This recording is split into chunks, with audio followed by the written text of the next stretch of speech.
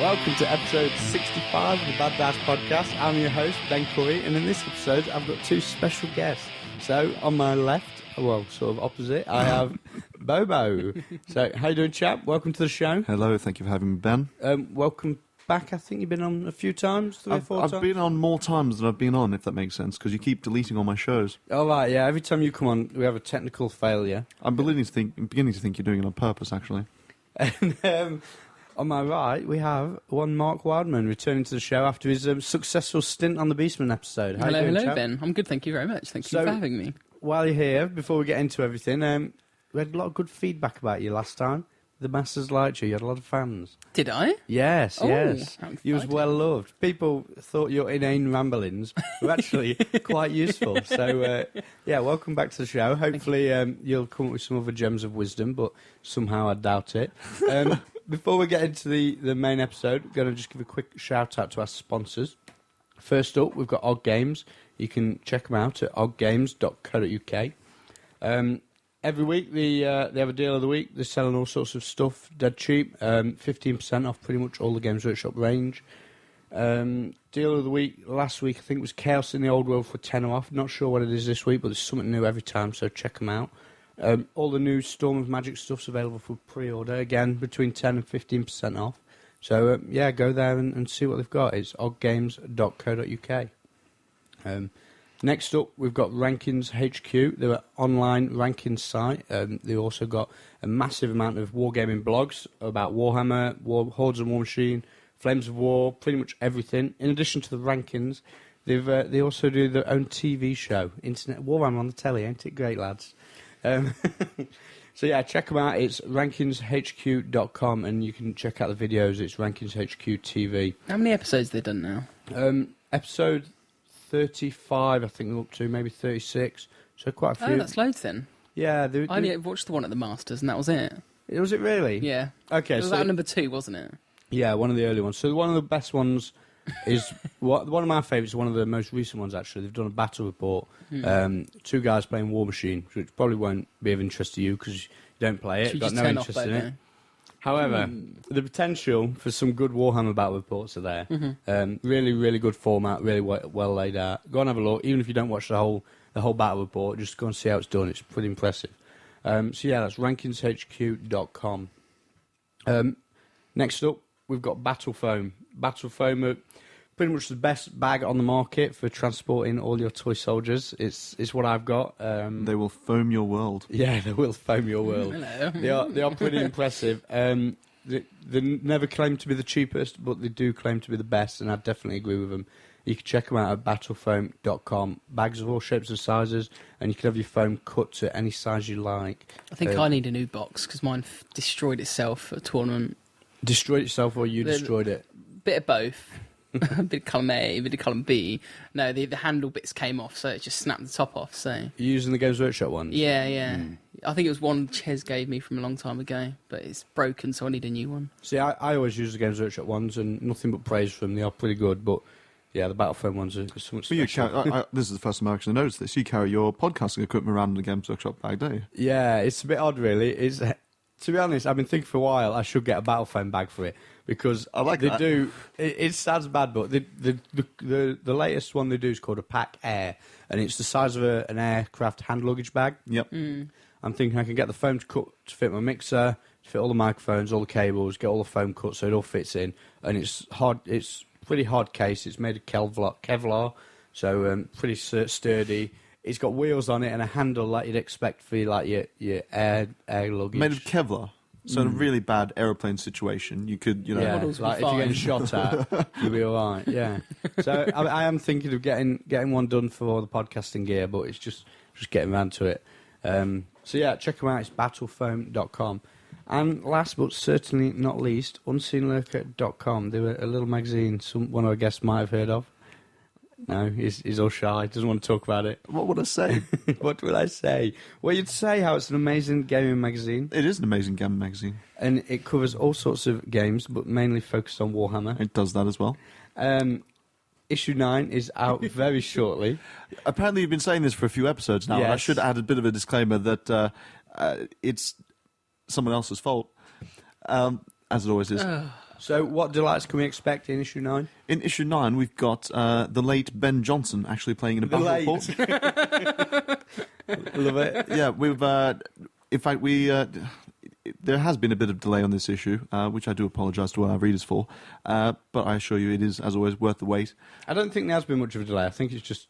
No. That's the thing. We've actually changed our timing slightly so that it comes out in between the 2 months that it's due for. So this one comes out end of June, and it's covering June, July, rather than it used to come out at the end of the month. So I think I'm not quite sure how it's worked, but somehow we've had a quantum leap somewhere along the way, and I maintain we're not behind. We're just different. Okay, that's good. I like that. You're different. Yeah. So this different Very magazine, political. we've got the late Ben Johnson, a battle report with... With Orcs and Goblins against Steve Wren, another very nice-looking Orcs and Goblin army from the UK. Yes, it's an Orc-off. Okay, that's good. And what else have we got? We've got the Army Doctor, Mr. Michael Biggs, former GT winner, dissecting Wood Elves. We had a reader write in and say, I don't know what to do with Wood Elves in this edition. So Michael went, fear not, I shall cure it, or whatever it is he does. And he had half a dozen games with the Wood Elves and messed around with a few different builds to try and make a competitive list in the new edition, because they have been suffering a bit. Yeah. He smashed me. My beastman. Oh, so he did. In fact, Yeah. you know what? In the 3 games he's written about in the article, he played the 3 of us. Oh, that's good then. So how did it... That's a bit of vertigo. I'll speak about it later on because I've got a bit of a angst against Wood Elves, but I'll speak about it a little bit later on. Okay, Are fair they, enough. are they a Yeah, bit 'cause good for you? It makes me cry, destroys my soul when I play Wood Elves against my beastmen. But I'll talk about it later. Oh, poor you. Oh, but just quickly to get back to the magazine, it is currently at the printers, so we should receive it in about a week's time, and then our readers will have it shortly after then. So Excellent. So keep your eyes out for the postman. in the meantime, be sure to go to unseenlurker.com. You can check out... A 10-page preview of the magazine. And can you check out previews of the past issues still? Or? You can, yes. Okay. Although not all of them are available for purchase because they're all sold out. Okay, well, you can see what you're It's getting that yourself in good. for. Okay, so check them out. That's unseenlurker.com. Okay, so before we cover like the main content and news and that sort of stuff, we're going to do our fortnights in fantasy. So what have you guys been up to last sort of couple of weeks, 3 weeks? Anything exciting? I went to a tournament in Denmark, but I expect we'll talk about that a little bit later. Yes. I've also been slowly painting my 4th Lisbon army. I currently still own all 4, I should point out. It's not just a sort of, I keep painting the same army over and over. Is that hint, nudge, nudge, someone wants to buy a Lisbon army? If anyone does want to buy a Lisbon army, I have them in all varieties of They're colours. boring. I have 3 for sale Yeah. in a selection of primary colours. So yes, I've been steadily working away on finishing the yellow Lisbon army off at the moment. So you didn't use the Lisbon in Denmark? I did not. I used Wood Elves. So did you have to paint anything for them? For the Wood Elves, no. As we talked about in a recent Snake Eyes section, I actually run a painting studio, so always happen to have many figures kicking around the office. So I happen to have a Wood Elf army featuring 3 treemen and a billion dryads and archers that I could cobble together and use. I actually wrote the army list based on what would fit in a hand luggage case. Oh, nice. Yeah. So it was. I was making decisions based on what was a good points for space ratio. So this is a good topic, actually, while we're on it. So you've travelled, obviously, a lot with your armies. You could say. That.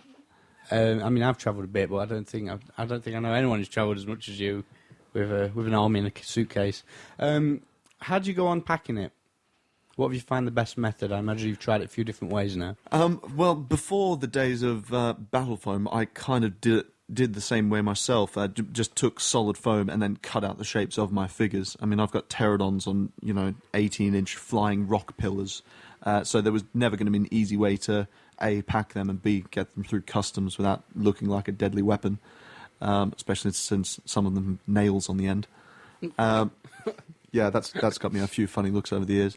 But just getting solid foam and cutting out the shape of your model and then putting another bit of foam on top is very, very reliable and simple to do. It's just finding somewhere that you can get the cheap, affordable foam from.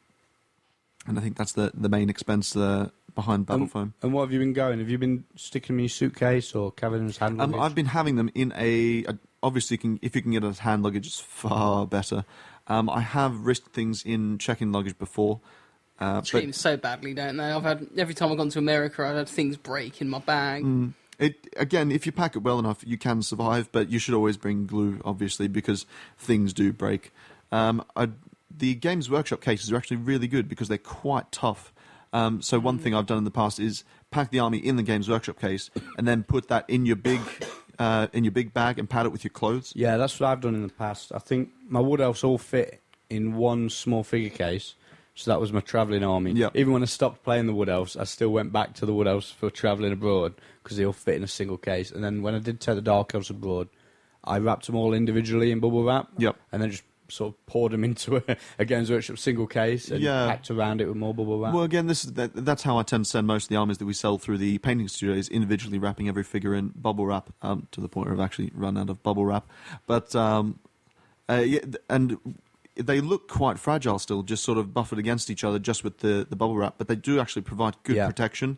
A lot of people get a bit scared when they open up a case or they pick up a box and there's no movement in it, and they're like, oh god, everything's just going to smash each other to pieces and press against each other. But if there's no movement, then there's no room for anything to sort of jostle around and break. So I tend to pack things tight. Yeah, I mean, I'm not sure I've got to go this summer with the Dark Elves, and my battle foam is good, but it's massive. I bought like the biggest one, you know what I mean? So I can't really take that on the plane, so I'm not sure whether I'm going to buy another one, smaller one. Quite like the sound of doing the whole put your big army case in the suitcase and then pack your clothes around the suitcase, and then cause you could put clothes in the army case and that'd squeeze it down a little bit more, wouldn't it? So. Yeah, that's a good idea. I'm not sure. I think that's what I would do. Just got to remember to take your pants out of the Games Workshop case before you go out deploy. Lovely. I don't know. Always low in the tone. So, what about you then, Mark? You've been up to the last couple of weeks? Yeah, I've been busy painting some more Beastmen. Finally painted my Doom Ball, actually. It was one of the reasons I got Beastmen to start with, and I just never got around to painting him. You just need basing, but I'm really chuffed with the finished job. It's a really nice model. You say that. I really like it. I've also brought the Maelstrom Games Minotaur BSB, the new one, which is beautiful, absolutely beautiful. I'm going to paint that in a couple of weeks. But I really, really like it. It's a really nice, good skin tones and stuff like that you'll be able to get on it. So I've been busy painting. I had a game against Matt Howley last Thursday. I've been wanting a bit of a change. We did a practice for the Open War, Midlands Open. Oh, yeah, okay. And he took Vampire Filth, and it was cookie cutter Vampire, Drakenhof, 35 Graveguard. Fencer's Blade.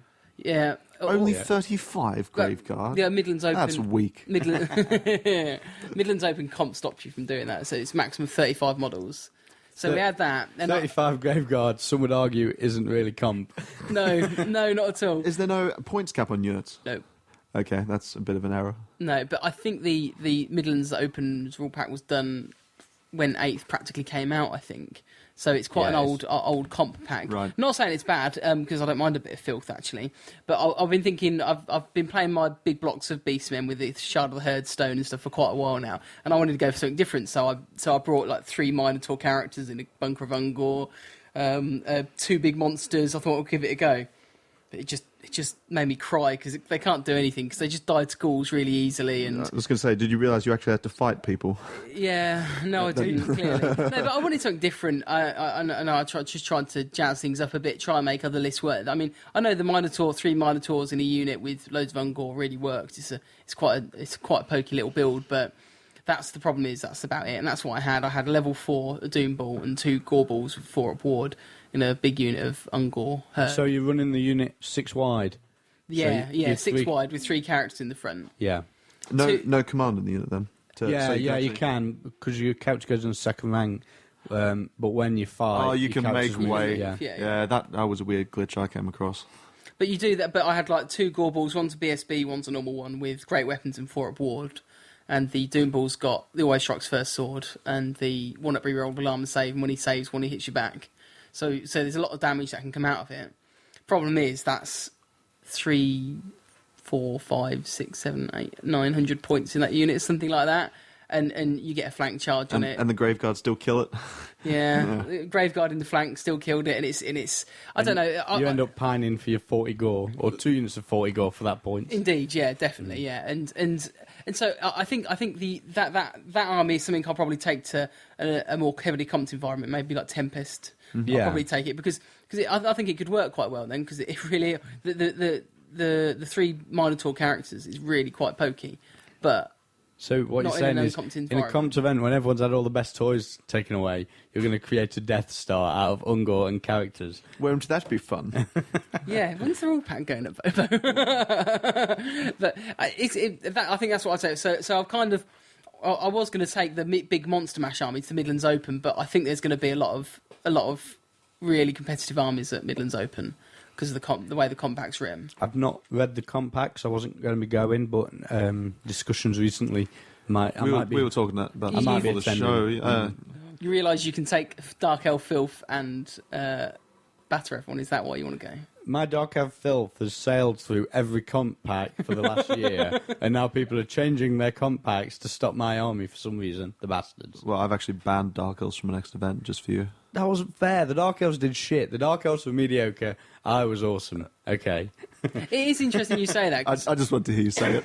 it is I had to interesting you say say that, Ben, because I mean we chatted on the phone about it, didn't they? About how you get a good player with a decent army, and my worry is that, like in my eyes, the Shard of the Herdstone gets banned from the Beastman army. I know Open War has banned the Shard of the Herdstone. I'm like, I don't quite understand why it's getting banned left, right, and centre, because that makes my army competitive. Take it away, the army And becomes a lot weaker. Yeah, the whole book goes back to being rubbish. Yeah, indeed, yeah. So I always I worry about that, because it's kind of like, yeah, I've got a good list. I'm not saying I'm the best player out there, but I know I what I'm don't doing. think anyone's saying that. But Now, girl.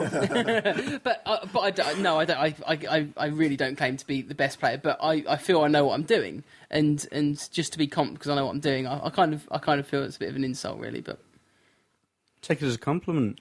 yeah, I could do. They obviously but- want to stop you. I bet that's what you do. You read rules pack and go, they banned Double Cauldron. That was me.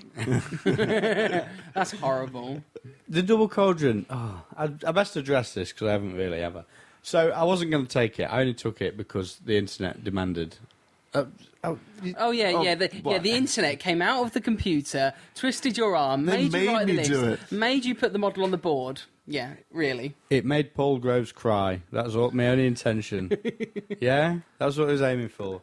No, it's fun. Double cauldron, big combat Paul army. Groves It's moans good. at anything. He cries at anything. Oh, bless him. Dwellers, transmutation. To be fair, he's had the bad end of it sometimes. Yeah, hasn't he? bless him. Poor bloke. We love Paul. Yes, we do love Paul. So the other thing I want to speak to you about was rules packs. As you just touched on, you're writing the next one for your next event. It is written. So- It's just waiting to be formatted by my graphic designer. Yeah. So what can we expect from the next Tempest event? Some radical cool things. Okay. Is it going to be But- out by the time this gets broadcasted? No. Maybe. Possibly. I don't know. Well, when's this being Why broadcast? don't we give an answer for each one? Yes, no, maybe. There we go. And you can edit it. We win.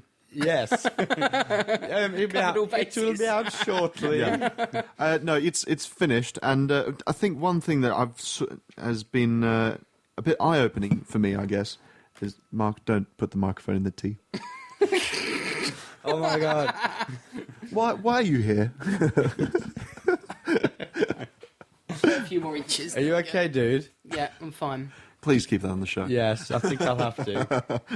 It'd be like bad dice if I got news for you, but have I got a bit more bad dice for you? Oh dear. Yes, regarding the rules pack, this will be the 4th Tempest event I've run now, and each one has gotten a little more heavily comped, I want to say, because every time it's sort of like, oh, this got through, smash it, hit it with a hammer. And people really enjoy the very heavy comp element to it, and people keep coming back for it, and making new suggestions. And it's the atmosphere itself is very laid back to the point where I'm just sort of there as a formality. The players almost run the tournament themselves. They've started getting into the habit of occasionally when they get drawn against the same opponent or a clubmate or something, because previously our software hasn't been as up to scratch as it should be, which is sorted for this time, by the way. They've started swapping themselves. They just know the system, and they've started organising the rounds themselves, and they know when the draw is going to go up. They know when to queue for food. very organised, like ants. It's great, and I can just sit there, the hive mind, watching it all. What's happened is because this time it's been a bit eye-opening because I've got it in my head now that it is a very laid-back and fun event, and people are there just to have a nice time. It's less of a tournament and more of an event, I guess you could say. I don't know, is that bit highbrow? No. It's good. It's good. So, what have you done this time to sort of keep it that way, keep it fresh? Because the danger you have even with high comp is that everything gets banned. No, it's not like everything gets banned. People can take spearmen and swordsmen, and that's it. Oh no, people learn what is good even in that system. Yeah, you do have to keep people on their toes by throwing a new one in every now and then. So, what I'm trying to do this time is tweak it because I thought, the last pack was based on Tempest 2. And I thought that worked quite well. And then Tempest 3 worked quite well as well. But there's always one thing that gets through, so you've got to address that. And then someone was hit too hard, so you've got to tweak them. Did you think the vampires... I didn't go, but I had... Was it vampires got hit too hard? There were a couple of things that people were moaning about. Vampires were hit too hard, which may or may not have been true. I'm obviously still in denial. So that's a yes. Speaking of Paul Groves, I actually invited him down here to the office to have a bit of a grudge match game because he was just moaning incessantly about how hard done by vampires were on the internet. And I went, I'll tell you what, Paul, you come down, I'll play you with vampires, I'll smash you. I'll take every figure off you. So he came down using what he thought was a good optimum list for the tournament, which was Wood Elves. I had what I thought was quite a rock-hard vampire list. And he tabled me. Did he smash your back doors in? Yeah. After my practice games with Wood Elves and games that I've had with Wood, I'm not shocked because, in actual fact, I think a bit like when Vampires first came out in 8th, everyone was saying, "Oh, vampires are rubbish. They're rubbish," and they've done an absolute U-turn where they're like now the most competitive army out there. Vampires, oh god, they're horrible.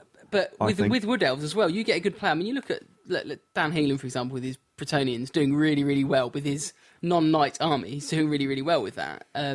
And Mark Borland was at top 15 tables all weekend with Summer Incursion with his Wood Elves because it's still quite a competitive list. Yeah, it's one of these things. It knows what it's doing. Again, I think it's like you with the Beastmen. I actually don't think it's that good an army, but if you stick at it and play something long enough, you do get good at them. Particularly this edition more than ever. You can take anything at all nowadays within reason.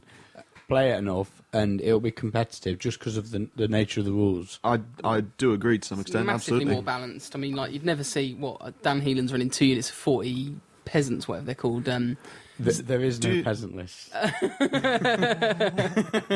but they would have been rubbish in the old. That would have been rubbish in 7th edition. That would have just been lots of dead points.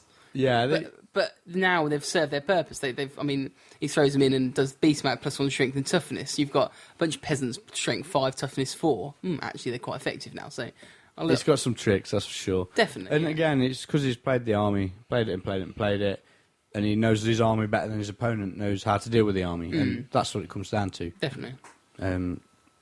Just to touch on what we were just talking about, you said it's far more balanced in this edition. Do you think that's a synonym for random?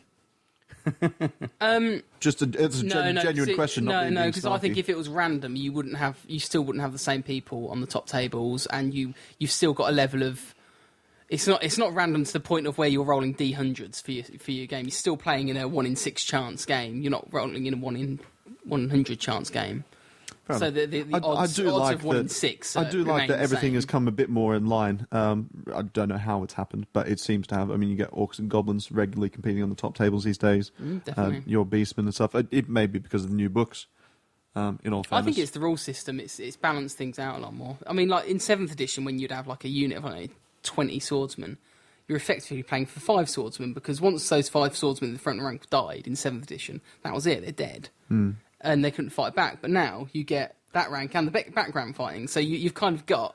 You know what? I'd be really interested to try and play a game of 7th edition just to see if I could remember how the hell to do it. I'd sit down and I'd go, I'm not allowed to measure that. Oh, okay. Can I... Oh, no, I'm march blocked. I don't roll dice to charge. Shit. How far is that? I can't remember how far anything is anymore. Yeah, can't guess the measurements. Not a chance. I will say I think that has taken a little bit out of the fun for me, is with pre-measuring. It doesn't feel as skillful anymore. I always used to be able to... in fact, I was actually terrible at guessing distances. I think for 3 years I was just rubbish. I was like, my Black Knights will make that charge. Oh, it's 21 inches. I guess they won't be then. And I had to work for 3 years just, doing the odd random experiments, like throwing a dice somewhere on the table and going, how far is that from my teacup? And getting it wrong time after time after time and just honing your skills, as it were. So I don't know. What are your thoughts on pre-measuring versus non-pre-measuring? At first I was unsure. I didn't dive in with 2 feet into either camp like some people did out there. I thought we'll see how it goes, and I absolutely love it because it sort of changes what matters most. Like before, like you say, if my dragon, which I used a lot in the last edition, I used to know 20 inches. Yep. That was great. If I was winning because I knew what was in 20 and what was in 20 and a half, if I was getting that charge in because my opponent had misjudged something by that much of a fraction, is it more important to be able to guess that fraction of an inch or to be able to match up your units against your opponent's units? You might be able to argue that it's just just changed what's important. That's all. I think you're spot on there because before in the old game, in 7th, I obviously played a lot of Empire. The cannons, you had to guess how far the cannons were, and it's kind of like there was nothing else in the system which had to guess how far you were away from your opponent with the cannon, except for like your 20-inch charge and your dragon maybe. But with the cannon, it was like, right, I've got to guess far enough away. Then I've got the randomness of my dice roll. Whereas if you had like a wizard with fireball, you kind of guessed 24, you could get in. There was nothing else in the system which kind of had that random guess element. No, the extra bit on it. Saying that, they were still very good. I don't know if I agree because the main bit of my Empire army was obviously the 2 cannons shooting off. And if I got the right target, I usually won. Now, I would say I got really spot on with doing that, getting the right, measuring everything right. I'm pretty honed on my skills on that. Now they've removed that, I probably won't be able to do it again. But I was thinking to myself, other armies don't have to have. So what you're saying is guesswork. that where before a weapon of powerful artillery took a bit of skill to use, now anyone can do it. Yeah. No, definitely. You disagree then? Well, I'm gonna play the devil's advocate because it makes the show more interesting. But also, have you played a game not using pre-measuring recently? Because I have, and I really like it. It feels tactical again. Equally, this is something we'll talk about later with the tournament in Denmark, which was using the systematic line of sight system, which I really like. I have to say, it's simple line of sight system. They've changed it since last time, haven't they? Or was they using the ETC system? Using the ETC system, which is systematic, and there's Giant Fanatic, which is going to be introducing simple line of sight, which I'm not sure if it's too simple. I got really quite confuddled and confused by the systematic line of sight the first time I read it and went, I'll never be able to remember this. And a large part of it is all the different unit types in Warhammer now. Do you know what? It must be a European thing because I've never encountered in any of the 8th edition games we've played problems with line of sight. It's not so much a problem. I had a few in my last tournament game. When was that? Bobo was called to the table a few times to judge on some line of sight rulings. That's right. You were being a twat in a recent tournament, and it wasn't even that I was being an idiot or my opponent was being an idiot. It's just the way the rules, we just had a different. Both of us had a different belief in the way it should have been played and what it was just. You know what I mean? Do you know what? That's probably one incident. I mean, I don't know the ins and outs of that incident, but I've never had an incident with line of sight. But it seems to be like the ETC and more European with regards to getting this sort of line of sight system back into the system. And for me, it ruins the flow of the game. A bit like having, Call to War? We had loads of impassable terrain all on the board, and it was like, it just ruined the flow of the game. And that was fine. No, I thought it was good. I respectfully disagree with you, sir. Well, just because I smashed you. but it ruined the flow. I mean, you've got these big armies with big hordes, and the idea is these big hordes work because you steamroll the opponent. But the train isn't as much. I mean, you think in 7th edition, you go into a piece of terrain, your big unit is bollocks, isn't it? It starts crawling through the terrain. It can't march. It's going after whatever, and it spends. I mean, dwarf. If you had played a dwarf army, you would spend the entire game in the terrain. So 8th edition got rid of that. The big blocks needed to be in, and there's a nice flow of the game. But you suddenly start putting impassable terrain all through the board, like we had at Call to War. It ruined the flow of it. That's my opinion. That was the. I will agree. I thought the amount of impassable terrain at Call to War was excessive, largely because of the buildings as well, which are just so abusable. If you know what you're doing, it's just silly. But my main issue with the terrain is or with the line of sight system is the fact that the combination of the line of sight system and the fact that all of our terrain is written for rules where they have specific line of sight rules. All of our terrain is made. Sorry, so we've got hills that are about 2 inches tall. What? That's a fairly standard sized hill in our wargaming circles. Your average model can see over that quite comfortably. So, I mean, at our game at Call to War, there was a massive hill in the middle of the table. We took it off on turn 1 because there was no point in it being there. Yeah. So my main concern with the line of sight system is that the line of sight system will kill the rule for terrain. Although, I have to say, I played against Curry one time, and the 2-inch hill, you can put a model behind it, like a Bray Shaman or whatever. I can remember you were trying to do like long-range fireballs at my Shaman at the other end of the table. And I was like, right, it's behind the hill. Your wizard is at the other side of the hill. Your wizard can't see my wizard, so you can hide this stuff. again. You can and you can't because you might get someone who says, "I can see that," and then on the next table along, the hill might be tiny, and then this table. I don't know. I see both sides. The way I see it is that the true line of sight system works really, really well. Really, it's really just intuitive. I've got to say, simple. I mean, you get all these very exaggerated situations with. Sorry, my phone keeps ringing.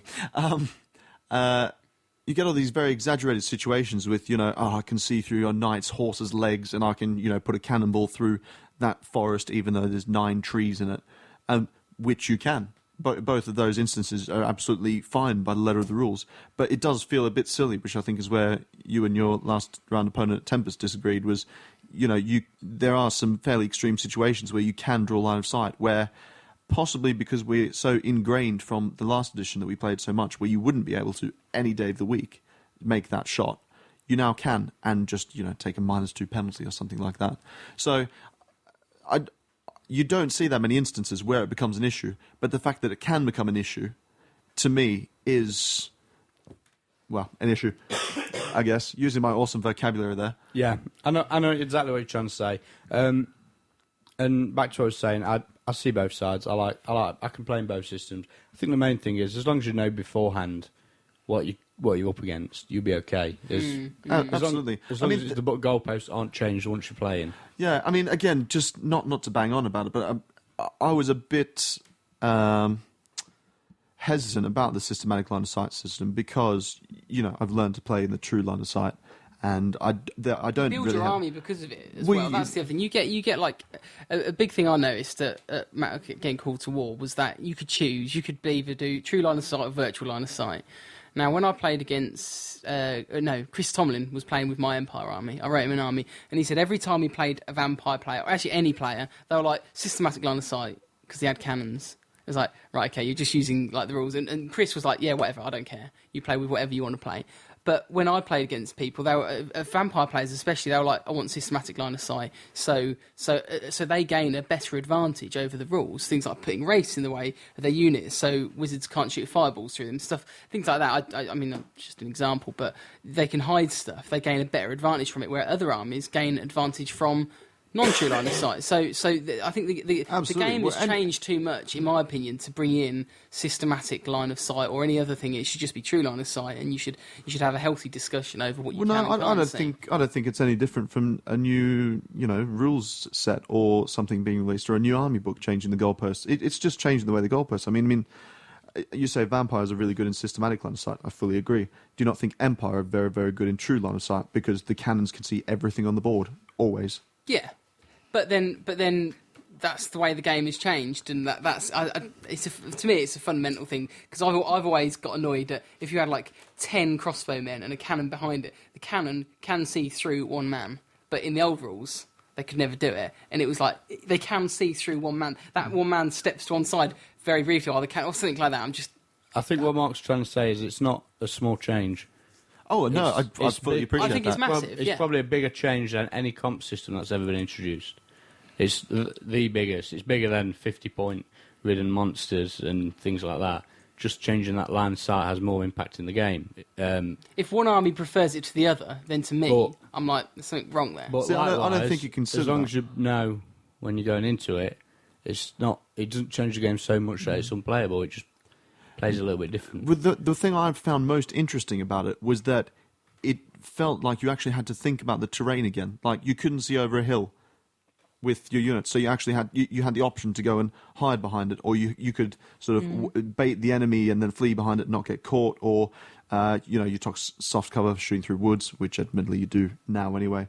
But it just seemed to open up a whole new variety of tactics. I mean, in this edition, you can't put a large target behind a hill because it's big enough that even the most ridiculously tall hill, you'll be able to see its head and you just shoot it with a cannon. Yeah. I think what systematic line of sight does, as an example, is brings in a new array of tactics that you can actually use with the terrain. I mean, there's things at the moment you can do, like forcing the enemy to be not steadfast in a wood, or you get +1 combat res if you charge off a hill. Simple things like that, which don't really come up that often, but are interesting when they do. What I saw at the tournament in Denmark was someone hiding a large hard target behind a hill. And the way the systematic line of sight works, the large target is still it's still too big to hide in terms of what size it is. But if you then put a unit on the hill, then the hill becomes big enough that they can't see the large target. Yeah. So for me, it just adds another layer of game to be played. And I think that's the most important thing, is that it's not just sort of cut and dry, everything can see everything. It's suddenly got more depth to the game. And I think this is another thing that not pre-measuring anymore adds, is that it just adds another element of skill to the game. And I don't know, I consider myself to be fairly decent at the game, so obviously that's something that I'll appreciate. I fully understand if other people don't want to, they just want to rock out a game of Warhammer and this bloke can see that bloke, so we'll charge him or we'll shoot him or whatever. And that's absolutely fine, because I've played with that system as well and quite enjoy it. But for me, I had a bit of an epiphany, I guess, of playing with this line of sight system. Really, really enjoyed it. Really rate it. Fair enough. So I think we've got one in each camp there, and then me, who don't really care. Okay, so I think that about covers everything in Fortnite and Fantasy. I've not really mentioned much, but I haven't actually done much because I've had a bit of a hectic personal life for the last couple of weeks. So the best thing I've done is think about Warhammer, I reckon. Think about it. Think about Warhammer. Reading some books, actually. That's a good topic to get on while you're here. You've written some books? Reading some books. Oh, okay. While you're here, Mr. I haven't seen this. I've started on the Game of Thrones, finished watching the TV series, so picked up the second book in the series to start reading, which just reading the books is loads better than the TV series was. I forgot how good they were. I read them some years ago, so that's... But he's called Ned. It's called Ned. Why is he called Ned? It is a bit of a lame name. Uncharismatic name since Pug. It's Eddard. Ned was short. Yeah. And I haven't even- Pug was a very good lead character. Yeah, but not a good name. Come on. So, the other thing I wanted to mention was Full Metal Jacket. Mark, have you seen Full Metal Jacket? No. Oh man, heathens! Excellent. You need to can watch take some of the this. heat off me. You need to watch this together. Watch Full Metal Jacket. It's not safe for kiddies. For those at home who are listening, don't know what it's about. You need to watch this film. I thought better of. Yes, you who I'm pointing at, Bobo. But yeah, that's all. You thought I You was, had to say you thought I was pointing at cultured you. or something. Well, it's not. Well, really cultured. It's not really a cultured film, but it is. It is something I'd have thought you might have seen. But yeah, definitely one to watch. You guys have done away from sort of Warhammer, but still hobby related. Nothing. No. I lost my iPhone. I had a bit too much to drink. Somebody smashed into the side of my car. I went to Vegas. Yes, that's about it, really. Okay, fair enough. No, I don't really do much, come to think of it. Okay, well, on that note, we'll take a short break, then we'll come back with the news. Hi guys, I just want to take a minute to tell you about an amazing new product from Battlefoam. It's the brand new Battlefoam Warhammer Fantasy Trays. Battlefoam have recently released 40 of these trays, pre-cut to suit any of your fantasy army needs. If you have a huge monster, an amazing character, or a wild conversion, you can also design your own tray using the Battlefoam Custom Tray Creator. You can get a unique custom tray to suit your unique custom army. Battlefoam also make a revolutionary range of bags called the Pack System. These bags are designed to carry your army in total safety, no matter how big or small. There'll be a bag designed for exactly what you want. No matter what it is you need transporting, you can find the foam and bag to do it at battlefoam.com. RHQ TV, a videocast dedicated to gaming enthusiasts. Catch the latest tabletop gaming products, get painting and modelling tips from industry experts, watch interviews with leading industry personalities, and in full high-definition video. RHQ TV is for you. More than 100 minutes of high-definition video every month. News, interviews, tournament reports, and product reviews. Warhammer 40k and Fantasy, Flames of War, War Machine, and Hordes, and more. www.rankingshq.com. RHQ TV. Game on. Okay, so we're going to have a quick blast through the news. Plenty of it. It's all really the one subject, though, and it's Storm of Magic. So what? Big stuff. Oh, big stuff, yeah, big stuff and blasty stuff. I think the terms are. Mark's being Johnson this week. Flicking through the book as he's reviewing it. Yeah. So Talk like him. Ooh. is that how it is? Yeah, that's how he talks. So yeah, Storm of Magic. Basically, it's Apocalypse for Warhammer, isn't it? Load of new monsters out. We spoke about in the last issue of what was out and the single characters out. Not really much more to add. What do you guys think from looking at it? I really like the idea you've got a different style of the game. I've always felt Games Workshop have put loads of effort into 40k, like with the Apocalypse and stuff, and it's like, I see people at the club who play Apocalypse, and it's like, got nothing like that for Warhammer, because it just never really scaled. There was nothing extra which really added to it, and just looking through the book now, it's kind of like you've got big monsters, big pillars. It brings just something else within sort of a friendly game. Looking at it on paper, I don't think it'll be a tournament thing. I don't reckon it will be, but I think with friendly games, it'll bring something different, because I now, at the minute, just practice tournament games in my friendly games. But if this is something a little bit crazy and a little bit bizarre, then let's go for it. Let's just have a bit of... See, I'm sceptical about this whole it's not going to be a tournament game. I genuinely think everyone will go, no, I'll never play that, it'll be rubbish. And, 3 tournaments in the year will do it, and then everyone will go, hang on, people like this. Maybe. They'll come to the event if we run this. But I think, I could tell you one event now which we're doing it. It'll be the Destruction Derby. First Saturday in December, we'll be running it one day, using the Storm of Magic rules and all the monsters and that sort of jazz. And but yeah, I think a few will run it. I don't think it'll be the same as ever. It'll be whatever the latest trend is, won't it? Some will run it, some won't, and everyone will be happy. I it gives another sort of spice of life. Really, I think it'll be good. I mean, what's the battle in the White Dwarf? It's got 3,000 points aside, plus 750 points for magical monsters. So I guess there's no reason why a tournament can't say, you can have another whatever amount of points on monsters. Do you think everyone will buy the models, though? Is a big factor for me. I think some people have got models for it. I mean, I know. Even though I really quite like a lot of the new things they're bringing out, I mean, the Cockatrice and the Black Dragon in particular, I think are quite lithe and lovely. But it's not. I'd almost be tempted still to try and make my own versions. That's part of the fun of modelling for me, is going. Yours is nice, but mine's mine. There are many like it. I mean, this one is mine. I mean, my Beastman army. I've got a Gorgon, a Jabberlife, and a Cygor that I don't use because they're not good in the current edition of Warhammer. What if they were 50 points? Yeah, I would use them. It's about pointed right, actually, isn't it? But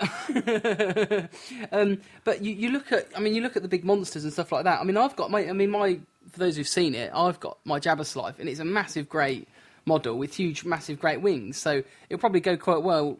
Fit quite nicely already into it. So I think people have got the models already. Is that the Forge World Spine Beast you've got? With the Balrog wings on a big rock.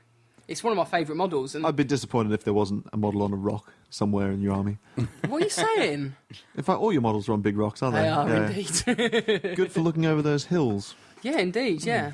What are you implying, sir? Got a good one. His wizards on the rocks. They're at the back behind me. You know what? With the small They're headstone. in dents. They're in holes. I must confess to being a bit hypocritical. For the most recent Masters event, I had a very, very long trip back from Sweden when I was planning, how I was going to win the event. And so I wrote a whole bunch of notes for myself that I was going to... Yeah, it went really well for me as well, by the way, thanks. I wrote a whole lot of notes for myself of, things that I should, touch up on. I need to look up this dodgy rule interpretation and this dodgy rule so I could abuse them. And one thing that I had on my list was make tall vampires so I can magic missile over my own units. I like that. Did you not think, oh no, I can now be cannoned? No, because you're in a unit, fool. I cannoned you at the Masters. Yeah, how'd that go for you? Who won that game? Now, children. You failed your 3-up ward save. You Come on. failed your charm shield and your lookout sir. I should point out that I wounded, in then rolled a 1 for the number of shooting wounds. phases, how many lookout sirs did you make me take? No idea. About 5? Yeah. How many of those 5 did I fail? I think you'll find it was 5. Yeah, I think you did. I was not amused. We are not immune. Queenie. Oh dear. So What back are to we talking about? Back to Storm Swords of of Magic. Chaos. It's a good job I'm here. Magic. I'm just sat here watching you bicker like children. It's a nightmare. So the gist of it is, for those that don't know yet, it's just big books come out. There's a supplement. Basically adds to Magic. There's loads of new spells in there. Every lore gets extra spells. Loads of new monsters. Loads of new terrain. People can bring monsters in addition to their own extra army. We've got these things called Scrolls of Binding, and that summons your monsters. Apparently there's 50 of them, I think it says. And loads, it also yeah. says there's more going to be published in White Dwarfs in the future, which is quite interesting. It just brings another dimension to it, doesn't it? Yeah. I just looking at it, just brings yet another dimension to the game, which it can only be a good thing, because you don't have to play if you don't like it. That's it, No, isn't it? If that's a tournament uses it, and you don't like it, don't go to the tournament. More models, more crazy rules. Can't be bad, can it? When 8th edition came out, all my friends got a little bit sick of me because I kept referring to the 8th edition of Warhammer as Mega Hammer. Because, all the units got bigger, all the spells just looked crazy hard to cast, and like an 18, and I went, oh my god, everything's so big now. I will say that This looks more like Mega Hammer. This looks like, I mean, we've all become accustomed to it now. It's like 18 spell, I'll just chuck 9 dice at that, it'll be fine. But now I would say that this is probably the supplement that gives you more mega for your mega, if you will. That's a quote and a half. More mega for your mega. Okay, so the models themselves that have been released, is there any that you do like, don't like, indifferent to? Some of the ones on the actual back of the White Dwarf, I don't think they're in the centre, but they're massive. I mean, the Chaos Dragon looks huge. I mean, I'm not. Is it a The one Forge World who's split down the middle. Yeah. Yeah, that's an old Forge World one. Is That's that an been old around- one? that's See, been I around a while. went, wow, why haven't they showed more photos of that? Apparently that's been around for ages. I didn't Yeah, know. I don't think I've seen before a painted version of it with an army. I mean, it just. One is forced to ask why. I think that split in half Chaos Dragon is nicer than any of the new Storm of Magic figures that have come out, and the painted version, obviously. But why have they never shown that before? That looks brilliant. Do you think they've just not had a painted version? I think it might be down to that. It's also down to the way Games Workshop, White Dwarf, and Forge World work, with them all being own divisions, all being this is us, this is you. Well, It looks awesome on the table. I mean, it's got the Lord of Change on it. And I've never realised how big that Lord of Change actually is. I mean, it's twice the size of a giant. It's huge. I've never seen it before. Impressive models, and again, it just brings another spice to the game, doesn't it? I mean, that's great having these big, great models. But they look good. I don't deny they look good. I think there's going to be some other systems like Maelstrom models which are great as well, and I think they've got some excellent monster models. But I think they're good. I don't think it's difficult to say they're not great. But I think there's probably some which are a bit of a. what do we think to the Black Dragon, the Dark Elf one? I quite like it, but only because I don't really like You don't like the High Elf one, do you?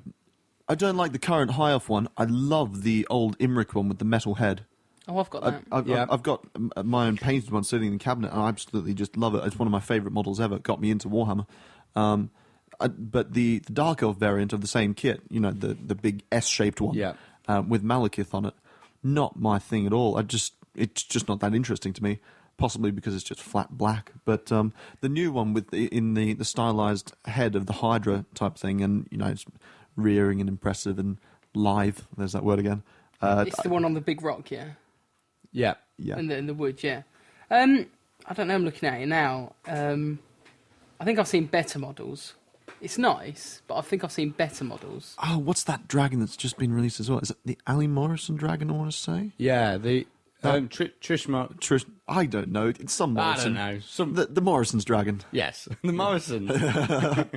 Yeah, it's the Carmine Dragon, isn't it? What it's called, I think. Now that is impressive. Have you seen this, Mark? No, I haven't. I didn't no. really get it at first because I only saw it from one weird angle and went, oh, yeah, all right. And then I sort of got the 360 view and went, yeah, right. So it's quite good. Yeah, it is impressive. Have you seen one on the table? No, I've not. I'd like to, I think. I don't know. There's been one knocking around at the Forge World shows for a few years, but I don't know if it's the same one. Okay. But yeah, the new one that's been, all the photos have been up on Twitter and on the forums this week. That is really impressive. What do you One got? bit I don't like, actually. I think the three-headed cockatrice thing. Is it a cockatrice? Yeah, The lizard on the top looks like it's got a swollen throat. yeah. It's like a frog thing. Yeah, I don't know if it just looks like he needs to go to the doctor to have it looked at. That's what it like that. No, it's a little Vox Bonder because he's smoked too much. That one's the Chimera, isn't it? The one with Is the that three what it heads. is? Yeah. Yeah. The cockatrice is the beaked thing that's Oh staring yes, at the yeah, floor. yeah. I'll get me. Yeah, I prefer that. I quite like that one. I will transfix all the ants. Yeah, see, I don't know. He's staring intently at some dude that stood right in front of him. When he's And not there. It's not paying attention when the army comes up behind it and kills it. I don't know. I like the models. I like all of them. I don't think... I'll probably buy a couple of them. I don't think I'll buy the dragon, because I've got my own, which I've already built. How many Dark of Dragons have you got now? You're like Dark of Dragons to my Lizardmen, aren't you? 4. Right. 3 or 4 Dark Elf dragons. Yeah, quite a few. I do like my dragons. I think what you'll see is I think we will see more converted models. Like people will build their own undead cockatrice if they've got the vampire army or whatever. I think that's what you'll see more of. That's Yeah. what I would do. See, if it was a cockatrice, that is I'd one be thing I actually do quite like. Anything that stimulates creativity in the hobby department, I really quite like. Although I don't imagine it's exactly what Games Workshop envisaged when they put however many hundreds of thousands of pounds into making new plastic kits. So we've released these great new rules, so you can not buy the models. I think people will buy them. Oh, of course they will. undoubtedly They won't always But will.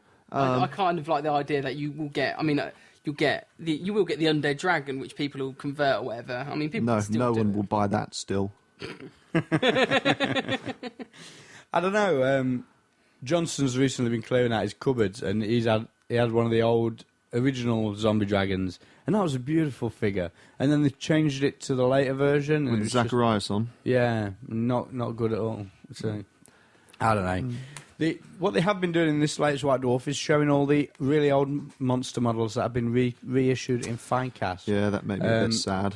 Oh, bit what, the sad. Lamassu and the Great Taurus. Oh, no, the Lamassu with the dreaded beard, really? You don't like? It's The dre- the- the ridiculous. dreaded- the Great Not Taur- nostalgic? It looks like Mr. T with wings. Yeah, I'll give you that. You'll have people being nostalgic with it, but I saw it in the flesh last winter, and And I just laughed. yeah, it was at this chap's house, and he had all the old Chaos Dwarf models, and yeah, when you put it next to some of the newer stuff, Yeah, like the it new looks kits so that are out sorry now for and- itself. It really You know, does. yeah, I can see why they would do it though, because there still will be all these, old timers who go, yeah, I remember the good old Well, days. yeah. I know I can get it in Finecast. They're Yeah, doing- and it's I mean, direct order only, so what have they got to lose? You know what I mean? It's not like they've got to... I mean, I churn put, them out for the I put shelves. my old bull centaurs on eBay, and they sold instantly. So there's Oh, of still, course. there's still people who would be willing to buy them. Okay, well, I think that about covers the new releases. I mean, there's plenty more stuff coming with the Storm Magic. There's like Vortex templates and dice and magic card box and all sorts of stuff. But I mean, it's all on it's all on the website. Don't Check we want it to out. talk a little bit about the crazy spells that, we've seen some sneak peeks of? Like the bring back your whole unit, even if it's off the table, it's dead. Yeah, and now there's it's some- back. Oh. There's some crazy stuff in there. Absolutely crazy stuff in there. I mean, I haven't read through enough to know all what's in there and what's not. No, so. again, I've really only seen the previews and that they've got in the magazine and on the website. But Once the book's out, we'll have a proper review. We'll play some games. lots of vortexes though. Apparently, you know, there yeah, was I this, saw that, there was yeah. a little bit of controversy when they released 8th edition and went, we have this category of spell called vortexes. How many vortexes are in the book? 1. Why didn't you just make? Why didn't you just make it Purple Sun have its own category? Yeah, I'll give you that. Yeah. So there are 5 kinds of spells. One of them is Purple Sun. But no, the new vortexes, apparently there's some fun things like you send a vortex through your own battle line and every model that gets touched by it gets brought back on a 4+ or something like that. So vortexes on your own men, or the Law of Metal one, which is like, just melting people. Everything dies on a 3+ that it passes through. Just going back to the whole terrain not having much of an impact and different line of sight. There's a spell on the White Dwarf here, which basically says you pick a piece of terrain within 24 and you move it. Nice. To anywhere. Yeah. Right. It says move the terrain new features on the battlefield anywhere within 24 inches, at least 1 inch away from another piece of terrain. So that might affect the systematic line of sight. I don't know, because When you're running your horde forward and someone drops a house in front of them. it like takes the you Wizard 4 of Oz. turns to get through it. Oh no! Is the Herdstone shard friendly wizards only? Yes. Yeah, I think that's a shame. But it's Like, actually, yoink! actually, no, that's quite interesting actually, because Move that Herdstone. it just says any piece of terrain, and the shard of the Herdstone is a piece of terrain, so you can move it. Throw the Herdstone to the other side of the battlefield. What's the other piece of terrain that people can bring? I swear there's another piece of impassable or something that an army could bring. What else? Folding fortress. Ah, the Folding Fortress. Folding Fortress, yeah. Yeah, I'll have that. Oh, can you move a building if there's a unit in it? Nice, I like that a lot. I've just ruined your fun. Why? It says non-impassable, non-hill feature within 24. So basically a wood So or you, a swamp. so you can move all the terrain that doesn't matter. Yeah, basically. Yeah, excellent. Fair enough. Okay, well, I think on that note, that'll round up the news. We'll cover the Storm of Magic, but once it's out, once we've played a few games, we'll do an episode on it. I think Mark's itching to play it. Just reading through that, yeah, I am You look actually. about a I'm smile like, on his "Ooh, hello." face. Oh, you're such a fanboy. He'll get all his Beastman monsters out and use them as something else. I can use them, yay! This Jabberslith is a dragon. Personally, I'll be, rocking out some more skinks instead, I think. Just more skings. Oh, people are using monsters again. Excellent. There's nothing that can't be solved by more skings. Okay, we'll go for another break and we'll come back and we'll talk about some tournaments. Unseen Lurker is a new, exciting gaming magazine covering gaming, tactics, hobby, modelling, reviews, interviews, and even the occasional zebra. Each issue has a quarter of the magazine available for download, so you can try before you buy. It's the first independent global magazine encompassing articles from generals and hobbyists all over the world. Every issue of Unseen Lurker, that's Lurker with an E, is packed with giveaways such as custom dice, t-shirts, as well as the Game of the Month as reviewed by our Unseen Lurker test dummies.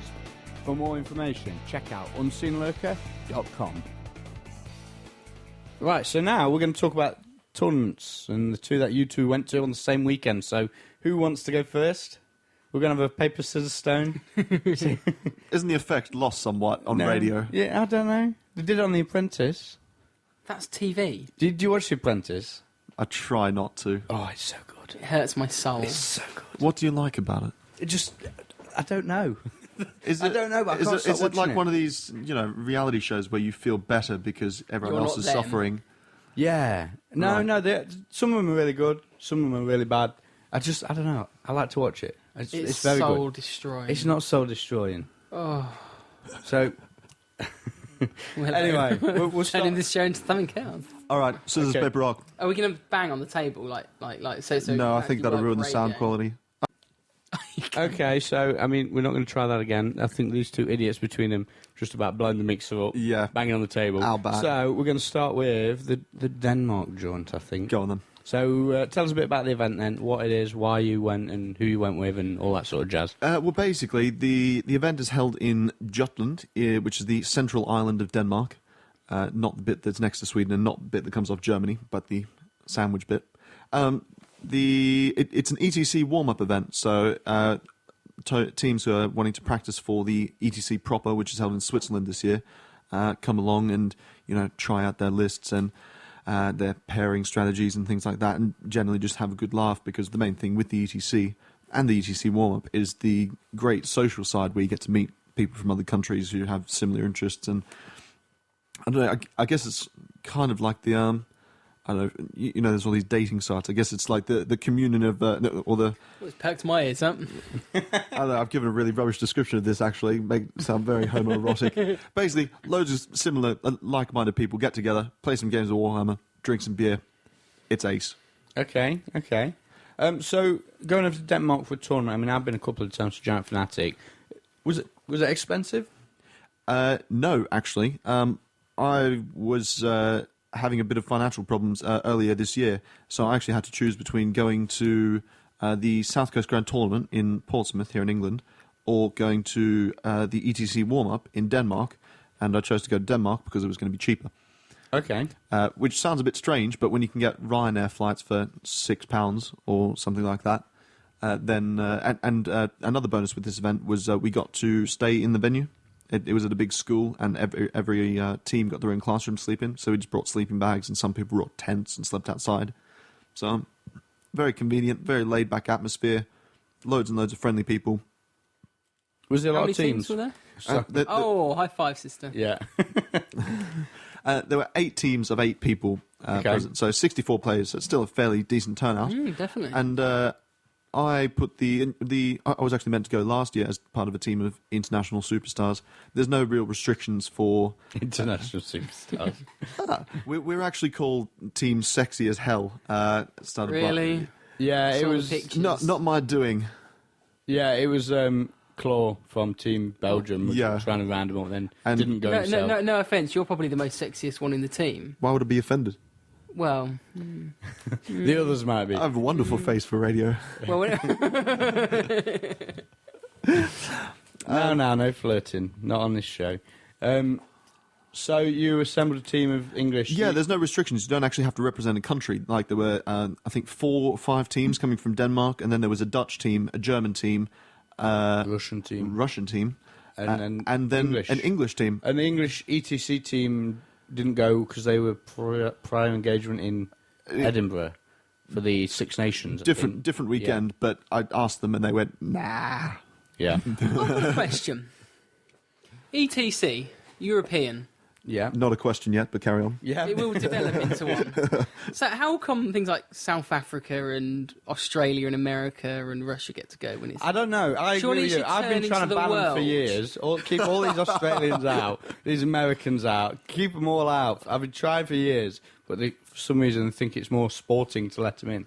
No, seriously, it started out as a European event, and then as it's grown further and wider, and it's been great to have all the other countries. Because we're in. beginning to sound like Americans, because don't like the Americans have the World Series, but there are only American teams that go to the World Series. America So is the world. Sorry, Oh, that's yeah. that. Maybe I shouldn't say So why don't they turn it into not the ETC, but the WTC, like World Trade Centres. Wasn't Bit there- too early for that? I Wasn't there think, even some after- big discussion on whether or not they should have a name change? And in the end, they went, nah. Yeah, keep it how it is. Everyone knows it. It's Yeah. easy. So it's, I guess it's a bit of a think misrepresentation, but I don't think anyone the key cares. thing to think about is I don't think it will ever move out of Europe. It's always going to be a European event held Yeah. in the European community. Yeah. If people want to travel to the event from outside of Europe, fair enough. But that's cool. Yeah. I don't think the event will move. So does that answer your question? It does, yes. Can we carry on? Are we all right to go now? I approve. Okay. So who did you manage to rustle up to travel over to Oh, God, Denmark don't ask to me. protect our honour? There were 8 of them, and they had names, but if I try and recite them all now, I won't remember, and I'll just embarrass myself. Okay. Already embarrassed that- yourself, Bobo. What, by saying that? Yeah. Well, I thought I'd put it out there as a disclaimer. Anyway, it's 8. There were 8 guys who put their hands up, which I was very pleased with because I wasn't sure I was actually going to get the interest. As I was saying, I couldn't actually go last year because I was having financial problems. So I was really keen to go this year because it looked like a great event, and the coverage of it with all the photos and updates and things from last year, I was really jealous I didn't get to go. So the Danish team coach, a fellow called Rasmus Hammer. Great name.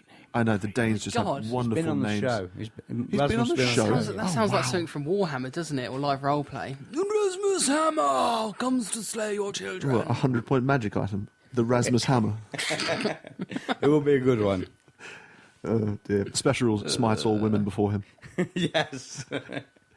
Knox smashes the back doors.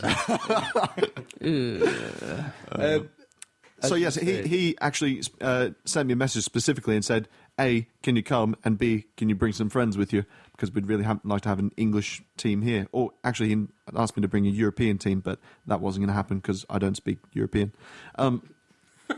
So I put a post out on the internet and said, anyone fancy invading Denmark with me? And I was quite surprised and pleased to get 8 people stick their hands up and say yes. Unfortunately, because there were 8 people sticking their hands up, it meant I couldn't play. So I got to go as the non-playing captain. So someone drop out in the end? Someone dropped out at midnight when we were about to catch our flights and got a phone call. It's like, yeah, sorry guys, not going to happen. Unfortunately, also for the team's success, it was our demon player. So we rocked up to the event and everyone was like, oh, you know, they've got a fairly standard lineup of armies. They've got the vampires and the lizard men and the warriors of chaos, dark elves, all that. And, oh, what? Demons? No demons. What have you brought instead? Something quite good, sneaky? No, wood elves. Oh, okay. Interesting. They must be trying something. No, this is what filled an army case. Yeah, that's fair enough. So the event as a whole, it had quite a funky timetable, didn't it? Yeah, apparently this is a very, very common thing at events in Denmark and something that's just completely unheard of over here. The first game actually started on the Friday night. So it's not like here where, you know, you've got the choice of driving up on the Friday evening, you know, getting a hotel, getting something to eat and drink and hanging out with everyone. Or you just go up on the Saturday morning, save a hotel cost, and just start your game at 9 o'clock. Here, you actually had to be there at, I think, 7 or 8 o'clock in the evening on the Friday for a 9 o'clock start on the first game in the evening. So the first round actually went from 9 p.m. on Friday to midnight. That's quite cool. I like that. Yeah. I don't think I'd like it at everyone, but it'd be nice. No, once in a while, it's certainly an interesting change. Why do they have it then? I think it was so... Ask them. Is it anything to do with like the way they work or something like that? Does the whole country have like half-day Friday? If that's the case, then it kind of makes sense because people leave work at 2 o'clock and give them time to get to wherever. I have no idea. I think it may just be a cultural difference. I mean, I know in Belgium, they only have one-day tournaments. And the reason is that the country is so small that everyone drives to the tournament because you can drive anywhere in Belgium in 3 hours. Right. So and because the country is so small, they want to drive everywhere. And as a result, because they can drive, they don't want to pay for a hotel. So all the tournaments are only one day. Oh, that's a shame. Yeah. I think one of the quotes I remember from why do you play so late in the evening in Denmark, it's like, well, what else you got to do? You're going to be up all night anyway, drinking and getting smashed. You may as well play Warhammer. It's like, at the same time, yeah. Okay. It's like, well, you could have shorter games and go out and drink more. So, or you could just play another game. I was actually speaking to I actually asked the tournament organizer about that. I said, why are the games so long and why do you have them running so late into the night? And he said that you guys must have noticed this from events that we've played over here, that occasionally people go out on the town on, say, the Saturday night and get a little bit too wrecked, and then you don't see them again on the Sunday morning until, 11:30, and they stumble in with their hair no comment everywhere. Can we mention Paul Groves again at this point? Because he usually turns up about 9 o'clock. The undead wonder. Indeed. How many times are we going to mention Paul Groves on this episode? We're not anymore. I'm so going to mention him loads of times. Don't do it, man. So what was You're the weird. reason? The reason is to keep him at the tournament later, to stop the amount of casualties. Yeah, basically, he said one of the reasons is he doesn't want people going out and getting too drunk and then not turning up the next day. I remember at one Giant Fanatic, some of the guys who remained nameless, protect their innocence, went out straight from the tournament, drinking all day, went out straight overnight, and came back in the morning, still straight from the pub. Right. And one of them won the event. Awesome. Yeah, I think they were playing off against each other on like table one in the last round, and yeah, that was. You always get stories like that. impressive. It amuses me, yeah. Yeah. Then again, they're drinking from birth, the Danes, aren't they? So. Yes. Gar, Vikings. A nation of pissheads. Yeah.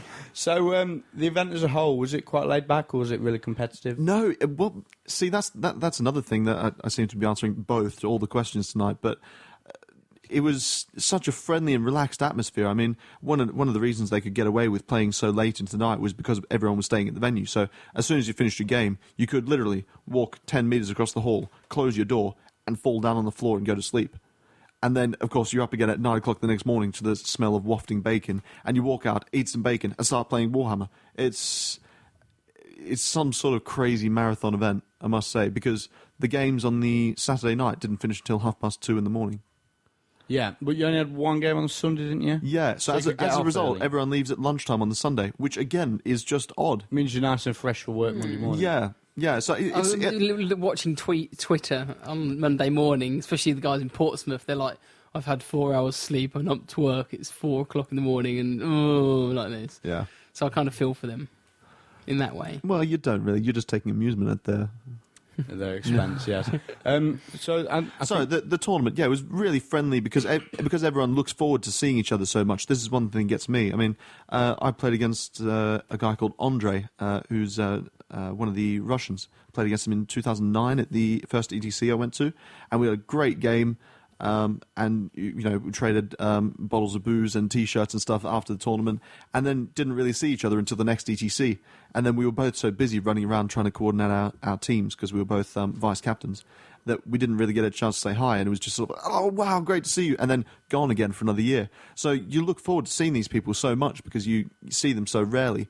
So when you do all get together, it's just a fantastic buzz in the atmosphere, and everyone's just there and going, hey, it's you, and everybody's here. The social sides of Warhammer, though, and the tournament scene is Yes. really what I go for. I got a bit of a come down from Maelstrom Games one because I had such a good weekend, and the Monday I was like, oh, I've had such a good weekend, and the come down is horrible. Yeah. But you've got to be happy that you've had it, haven't you? yeah, of course.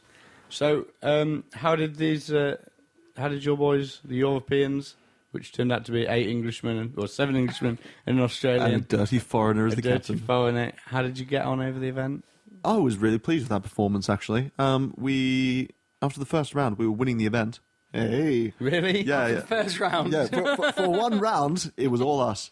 We played the Dutch in the first round, and we won 100 to 60, which is the maximum win you can get out of 8 games. It's 8 games of up to 20 points each, and then it's capped at 160 at each end, just to stop some teams running away with it. And we were like, oh yeah, come on. There was, a tiny, tiny momentary flicker of hope that we could do something good. And then we played a good Danish team and went, maybe not so good. You do have. Oh, on sorry. the team, though, so- I lie. We didn't play a good Danish team. We played the Danish team. Yeah, played Denmark, the current ETC champions, Yeah. and they smashed you. Yeah. Well, they beat us, but I think they were only half a dozen points over the threshold. So it's not as if, they wasted loads of points. We gave them a fairly hard fight, I thought. I was really pleased with how all the games went in that round. We actually did... I don't know how much the listeners know about the pairing system when it comes to the ETC, but effectively you've got... a part of the tactics is you've got 8 different armies in your team. And part of doing well at the event is trying to coordinate the matchups so that you've got favourable pairings all across the board. So you'll try and get your Dark Elves against the Dwarves or whatever you consider to be a good matchup all along the way. And so you the captain, sit down against the opponent's captain, and you sit down and you've got a card for each of your armies, which you can make up and make look all funky. I believe Bad Dice sponsored the cards from last year. Yes. So yeah, you sit down with your armies, and then you do this elaborate pairing process. Well, it's not that elaborate. It's a bit of a crapshoot, really. But again, it seems a bit random sometimes.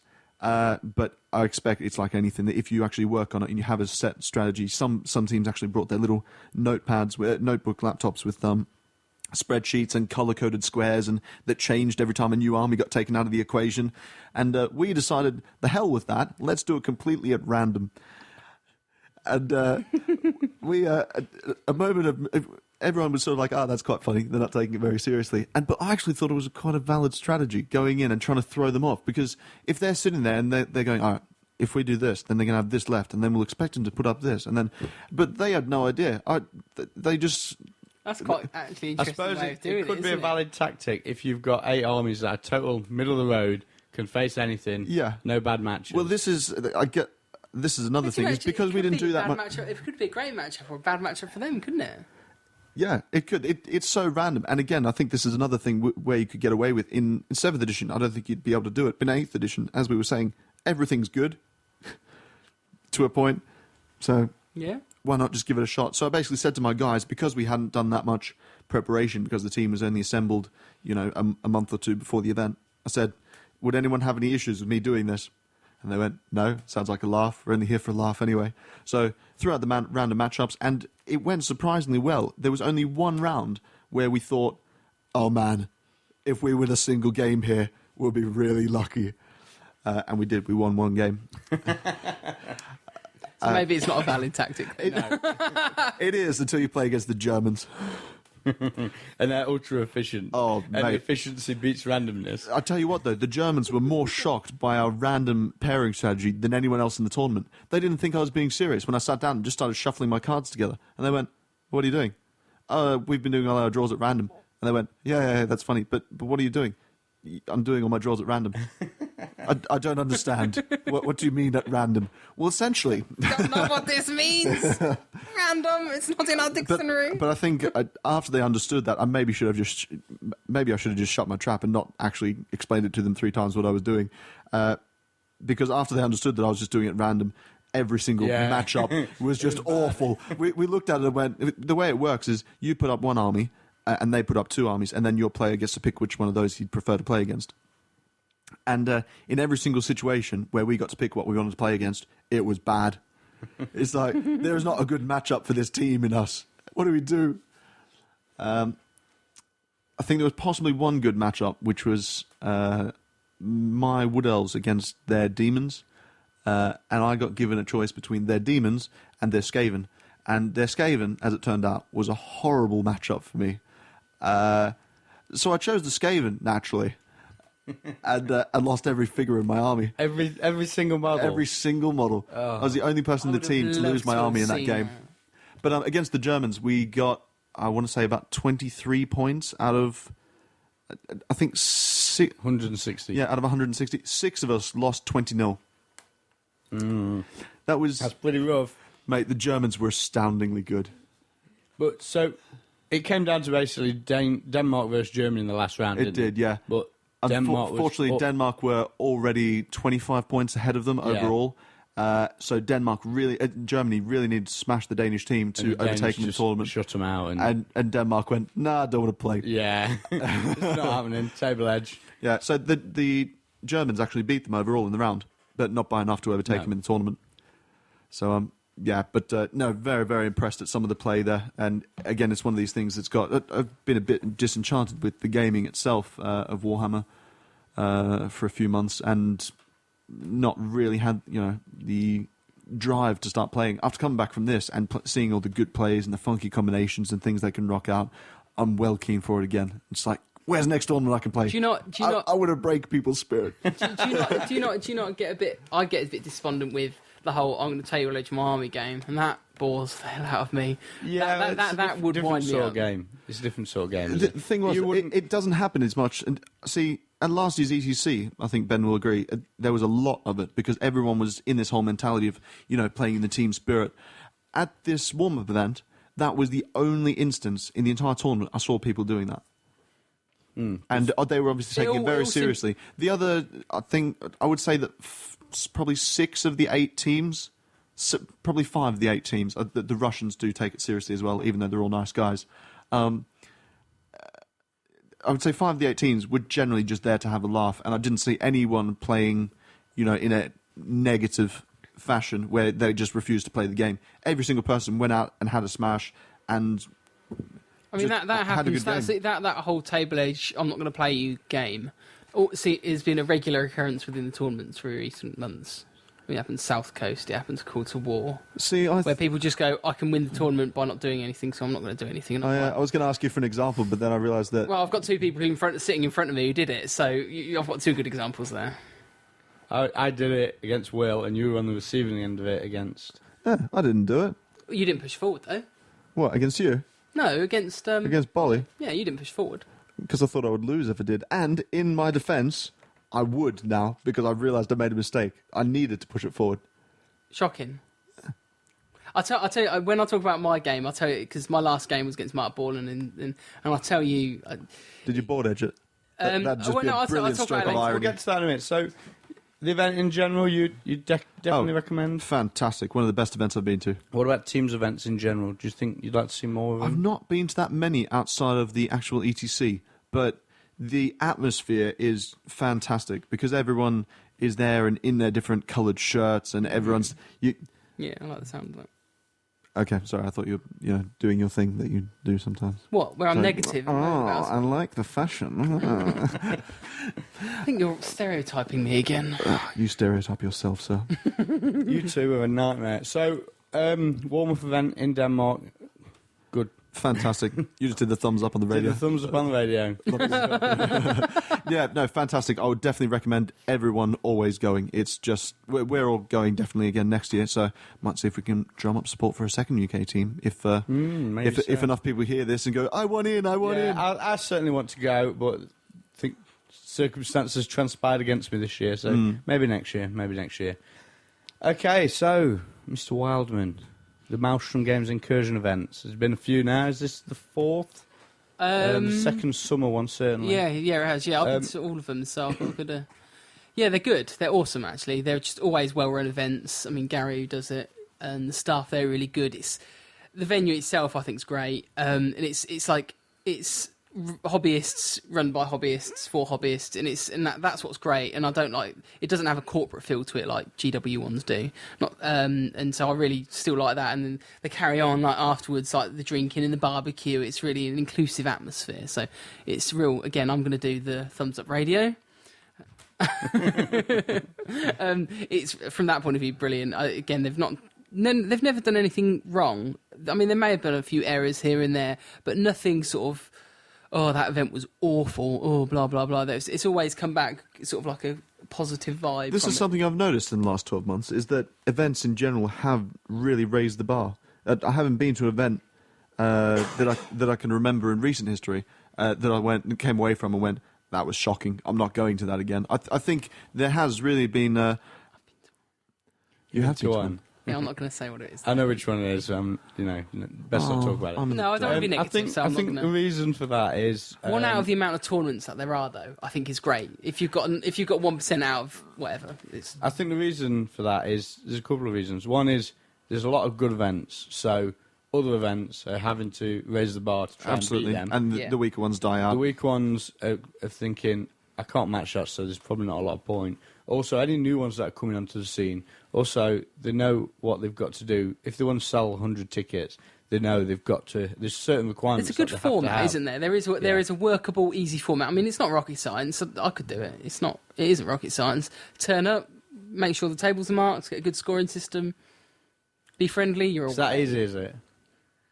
Yeah. The Wildman GT is coming soon. Ooh, hello. Okay, so back to Yeah. some incursion. Yeah. So I rocked up with my Beastmen. What was the comp? The comp was the South Coast GT comp. What do you think? Do you like it? I do. I've got a few criticisms, but I don't know whether or not... I would say it's really to do with my army, but I think that's problems with... Did they ban the Hearthstone show? No, they didn't. No. What it is, I think the comp overall is very good. It's a very, very good comp system. My only criticism, I've said this to Dan because I think he's the main sort of leader of it. Culprit Is the 400 point limit of units. I don't think is enough for some armies.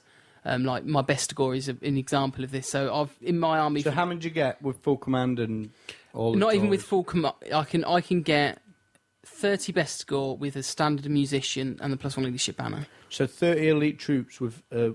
If you really want to call Command- Bestigor elite troops, that's They've got heavy armor. They've got great weapons. They've got higher weapon skill. no, just weapon skill 4.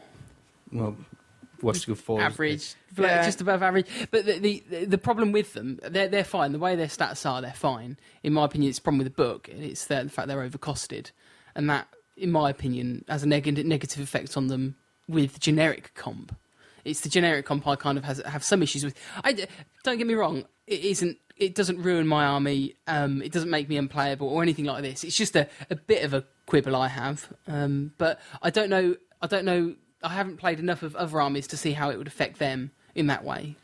It's a generic 400 point unit. Yes. And would you look at changing it generically so that every army could take 450 points? It's just like the beast to go have more. No, I would. You selfish bastard. Yeah, I know. No, I don't know. Dwarfs are another one which are massively overpointed, in my opinion. But I know it's an old book, and so that's my. I think that the dwarfs are an example. Without sort of going through the books, I mean, I don't know. I could give you a list if you wanted. It's one of the problems you found with comp systems. You've got a toss up between being a good coverage generically and doing the job for 90% of the stuff out there, or being too in depth and having to go through unit by unit by unit. And it's how do you want a comp pack which is 12 pages long, or do you want a comp pack which is 5 pages long? But nails 90% of the stuff. Yeah. And it's the toss-up, and it's a difficult one. Like I said, don't get me wrong. It's not. I don't think it's rubbish. I don't think it's awful. I think it's an easy thing to tweak where you can say this army, and this army can have 450 points. That's that. I don't think it's a big change. But you'd need to look at it in more depth. I just know for a fact with my army, with the Bestigors mainly, because with my unit 30. They're nice, but as soon as I start taking lots of casualties, and they're quite easy to kill, then they really, really lose effectiveness. And when they're my elite unit, it kind of makes them a bit more difficult to use, personally. But everyone else is in the same sort of boat. All their elite. No, they're units. not though, are they? I mean, you still get your. How many Corsairs do you need in a Dark Corsairs Elf aren't army? elite though. The core, same as your Gores. Yeah, Yeah. but So the Blackguard, the can only get 20. Executioners, you'd only get 30. Anything around how that many point. how many points for Executioners? They're 11 points each, so So they're you'd 1 get, point cheaper than a Vestigor. Yeah. So it's sort Okay. It's just a sad comparison. of similar. What have you got? What's your Executioners got? Killing Blow? Yeah. Great weapons? Yeah. Initiative 5? Yeah. Weapon Skill 5? Ben, why would you mention executioners? That's just an error on your part. I think it's a bad comparison. It was a bad comparison to the Dark Elves because Because everything's underpointed. Yes. yeah. Not that you'd ever admit that. Okay, moving on. So Empire, great swords at 12 points. 10 points. 10 points are. But again, they're. I'm Well, gonna you be can still quiet. get, but you can still get, you can get 35. Now, I wouldn't take 35 greatswords because they die because they're toughness 3. So you want them in what, 40, 50? You'd need 40. And then you start getting too big because then they're unmanageable because the magic's been stopped, the shooting's been stopped, and all of a sudden you've got big, massive anvils of elite troops with strength 6 attacks and stubborn crown in there, and they're going nowhere. And Yeah. that's why you only get 30. So you've got a choice. You can shoot up the elite Was unit, that Stubborn Crown and the Greatswords? They're already stuck. or whatever. Well done. Yeah.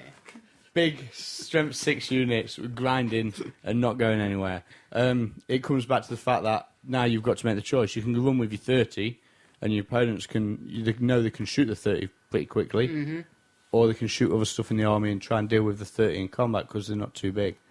Whereas if you get 40 or 50, you can shoot them all game, and then the ones that get there are still unmanageable. Yeah. But, I think that's what it's there for. So do you think that the comp system is not collinear with the 8th edition rules? Do you think you actually need big blocks for What, for 8? for it to work? Do you think 30 models isn't actually enough in a unit? It depends what kind of models you're looking at, and I guess that brings down to the point of I don't think 30 Bestigor is enough, whereas 30 Corsairs is enough. Right. So, maybe. see, Yeah. I personally actually don't really like big units of things. I'm still a little bit in love with the MSU of Yeah. 7th edition. I'd really like seeing loads of different units on the table rather than I have 3 units. Well, I tell you, what, in my Beastman army I took at the weekend is the complete thing of what you hate. It was 2 units of 40 Gore, 38 actually, unit 30 Bestigor, Stubborn Crown, Beast Lord, level 4 with Shadow, 2 level 1 Beasts, and a level 2 Shadow with Shard of the Hearthstone and 2 Harpies, and that was it. So, and one of the army works really, really well, and it holds its points.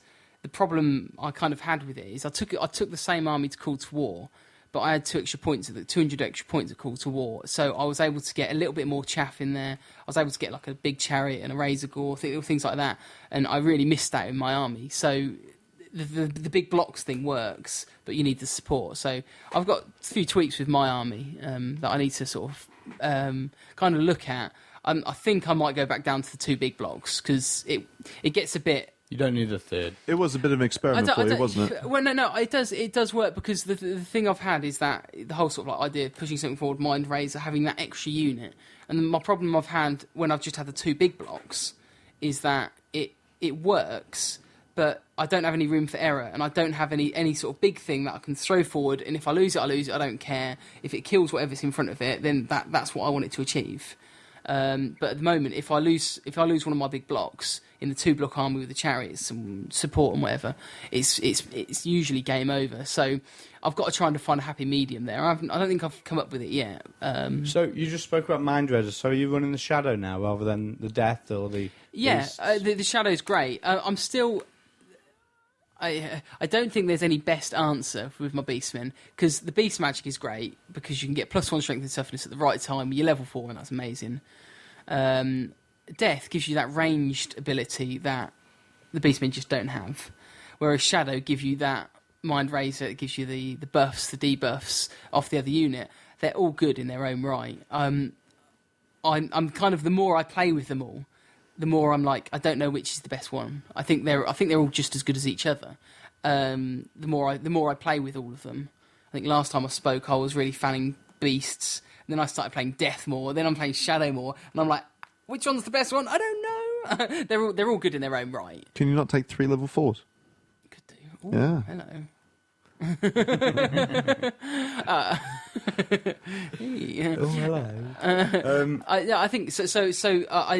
I remember. I don't know. I don't know which the best one is. Shadow is great. I think people. I mean, the thing with the whole like thing is that people are learning how to deal with it, aren't they? I don't know. I really don't know. How do you deal with it? People moan more. You deal with it by not having all your points in one unit and standing them in front of another unit which can cut them down. Well, in that case, I don't think people are learning at all. No, because everyone keeps doing it. I think one of the ways of Yeah. dealing with it is, I don't know. Mind Razor them first. Yeah, Mind Razor are faster and harder. See, I've got to say, I think I disagree with you. Death and Beasts are both great laws. Shadow is just far out and away the best. Yeah. There's a reason everyone is using it. I had a complete turnaround. I really didn't like Shadow when we first started playing the edition. I really I agree. rated Death as the best. I just didn't see it. And then the more and more... In fact, I think this is actually a bit of a worldwide phenomenon. Death was just the top dog for so long. And then after a few months of it being played extensively, everyone sort of moved on tit for tat laws, bit of fire, bit of metal, there was a massive life craze for ages, wasn't there? Life was the beginning. Life still is. I think that's the reason Shadow started to grow, because someone goes, I'm toughness 8, I'm strength 10. Enjoy. I think what you're going to see though, and it's something I'm doing with my Empire, is I think you're going to see more fire now. I reckon. I think we were chatting with you and I've been about fire being a good. I've been running fire every tournament. I've had fire wizards, whether it's a level 2, level 1, level 4. Always had fire. Always had an 18 fireball. and I'm taking my Empire to Midlands Open, and I'm taking a level 4 fire, and I'm like, actually, that's a really nice little combo. And See, I don't know. It depends what's in the rest of the Empire list. I'd be tempted to run Shadow. I've done Shadow before, but I think I don't know. Or Light. I really like Light, actually. That's my favourite lore at the moment. Just so many... Even I'm playing High Elves at the moment, just because it's my first army and I really enjoy the character of them. And you wouldn't think Light's that useful, because it does things like give them Always Strike First or Initiative 10, which they're not really lacking. But it also gives them weapon skill 10, so it's harder to hit. -1 to hit. Or extra attack. Movement 10. Movement 10. Ever fought 20-inch marching white lions? That's quite nice. Some good stuff. So back to this comp pack. Is there anything else you're not sure on? Is it just the unit sizes? It's all in all, it's quite a good generic comp, and I like it. It is good, yeah. I really do like it, and it balances a lot of what I think it does for the vampires is great, where you can only have Master of the Black Arts, Drakenhof or the Helm. You can't have all 3. You can only have 2 of them. Yeah. Which I think is great, and it makes it less Yornfest, although everyone seems to be taking Helm. Everyone's dropping the back Drakenhof. Yeah. Because everyone's running Flaming. Yeah, so I don't know. I mean, I was thinking about... Just on that note, very interesting, because at Denmark, in Denmark, the ETC restrictions are the same. You can only have 2 of those 3. Everyone was dropping the Master of the Black Arts, not the... Yeah, that's because the comp for the ETC only lets you have 2 dice. So because Black the power Arts dice... is 2, and if you want Lawmaster as well, Forbidden Law, that's also... Right, so they're all 1. running Lawmaster and Black Periat? Yes. Right. As you were. Giving you the same. But it's a valid point. I just find it very interesting, the difference in gaming culture, if you will. I mean, everyone's running the Magic over here, and everyone's running the Combat Lord over there instead as an alternative. So just the different environments and the different lists that come out of it as a result. This was one thing that I really found interesting about going to Denmark, was just seeing the vastly different armies that they use over there compared to here. Yeah.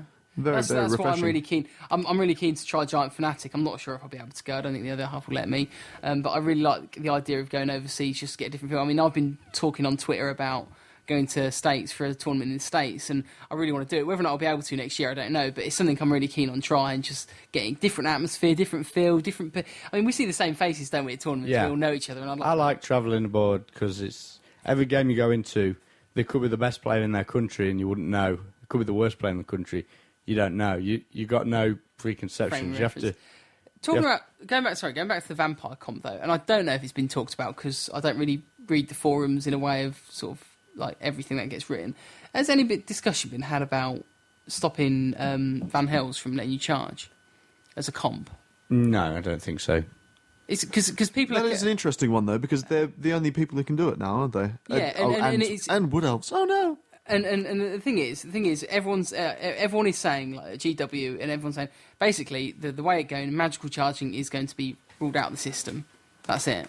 So why don't we just do it? Because to me the issue with Vampire, and every time I played Vampires, isn't the Drakenhof, isn't Master Black Art's helm, isn't all that. It's the fact that they can run forward and charge 16 and they can get you, or spin round and get you. And that's what always gets me with Vampires. So.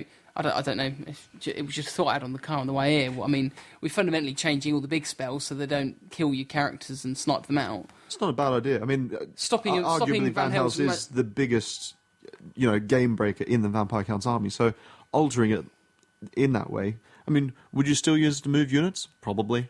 Would you let him have all the other restrictions back?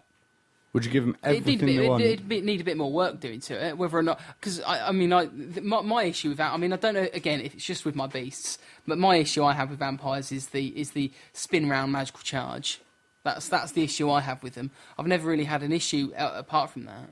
I don't think it'll change much. I think you'll still see... you'll see Ghoulkin, big ghoul units, probably bigger ghoul units, and people will just be smashing ghouls into your face...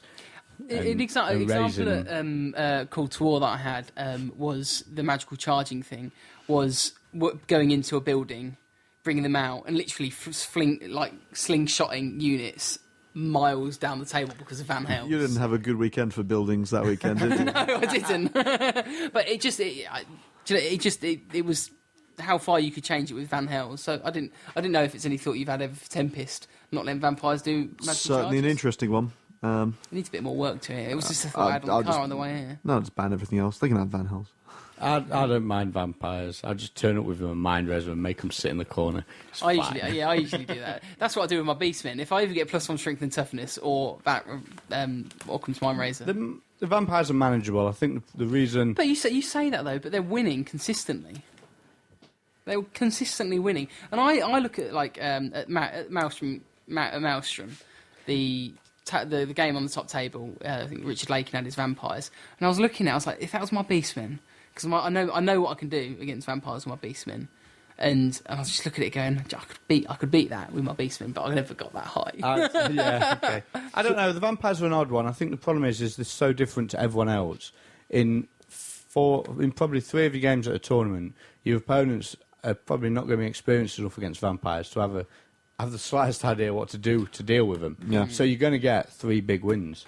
And then the other 2 games, they're a solid top-tier army, a good player using them. They're going to be able to play. Yeah. They've still got to play. If you don't play them well, you don't win at the end of the day. True. Well, they've won the last 2 tournaments over here, so it's hard to say they're not winning. They've won them big, though. They've been on the top table. Both Bolly and Richard were top table. Saying that, I mean, you've just said you thought you could beat that army with yours. Yeah. And I would. I'd play either of them. So... I guess it's all down to matchup, though, isn't it? Well, I mean, you know, we were talking about the vampires on the top table at Call to War that I played in the last round. Yeah. Well, I say played. I actually invited him around for a rematch here, so we could actually play a proper game rather Alright, than him sitting in a corner Yeah. and going, "I don't want to play. I've already won the tournament." Yeah. I invited him around here, and I was thinking, this is going to be nightmarish. His army's so good, and I don't have any magic weapons, and he's just going to run over me. And with a bit of luck and experimental charging my gun line at him, I managed to 20-0 him. Right. So they're definitely beatable, even with all their tricks. I mean, in that game, I had to do things like just stand spearman blocks in front of ghouls, and then he'd charge in, and then Van Hells them up, so they were web skill 10 with always strike first and re-rolls and all this, and I'm just sitting there, and spearman blocks are just being run off. But a couple of bad decisions by him, and a bit of aggressive play from me, and you can pressure people into making mistakes and losing the game. So again, it's like anything. You play it well, and it'll do well. Yeah, It's like your Beastmen. You've had success with them, and I actually don't think they're that good an army, in all fairness. I just think you've had enough practice. I mean, we had this discussion earlier. You've played them loads and know the ins and outs, and people are taken by surprise by them. The vampires are an odd one. I think the biggest thing is they're a lot different. And They do play their own game, don't they? But it's the Van Hells, isn't it? To me, it's the Van Hells is the issue. I don't think there's no issue with because my Gore can beat their Ghoul. My Bester Gore can beat their Ghoul. My Gore can beat their Graveguard. So I've got my units can beat his. What beats me every time is the Van Hells. because he's charging you. Yeah, the magical charge. That's that because you can like move them forward so they can get the cheeky flank charge on you because they move around in such a way that they can just see. Oh, you can avoid that. Yeah. This was Play better. way better. Roll better dice. Indeed, yeah. But anyway, enough about vampires. Maybe it's worth someone trying. Maybe I don't know. Play some games. Play test. But I guess again going off to different subjects, looking at matchups. My army's got the worst matchup. My army's got. It's going back to Wood Elves. My army just cannot beat Wood Elves. The setup I've got. There's probably Beastmen armies which can do it, Doom Balls and like, but it's Wood Elves because they sit there, shoot me, and then tree man your face. They don't even need to do that. They seriously don't. I mean, I had my 3 big blocks. They sit in a corner. So effectively, one of my big blocks is out of the game because it's too far away anyway. Because you can only get 2 big hordes in at the right time. And they just, I mean, first turn, I played against Mark Borland in my last game, and I looked at it and went, again, this is going back into the whole like backboard table edging your army for a game or not. Now, for those who don't know, the Maelstrom scoring system is all about just getting points. If you don't get any points, you can't get that 10-10 draw. You can't get that easy sort of 30-0, which is great because it just encourages aggressive play. And so that whole 10-10 at the back, it doesn't encourage that. No, but at the same time, I would say that actually is a very strong advantage to armies that go chasing victory points. Yeah. Again, that's not the kind of point I'm sort of making No, here. But carry on. With my army, I played against Mark Wood Elves. Mark's top guy. Really, really like him. And I said to him at the start of the game, I've played this matchup so many times. Bigsy was one of them. Played against in your magazine. And I just said, my army goes forward. They get shot. You move back. I get shot even more. And there's nothing left because when I get within 15, it's strength 4. My toughness 4 means jackal. And my army just runs off the table. I mean, I think first turn he shot a unit of Gore at long range and killed 23, something ridiculous like that with his army. And that was the first turn. And then he's got his 2 eagles that he puts in front of the blocks to slow me down even more, which I've got to then go an inch further forward. And I played it the last round, and I said to Mark, I says, look, I can either sit on the back edge, we don't get a game, or I can try and push it forward and try and hope Again, you roll I think crap. if you were to sit on the back edge, you'd lose. And so my what I did was push it forward. And try to win, but, I tried to win. probably get massacred. I got absolutely smashed. Did you not think you was running a Beastigore unit Yeah, and two Gores 40s? yeah. So did you not run the Gore unit 20 wide, 2 deep to screen the other 2 units?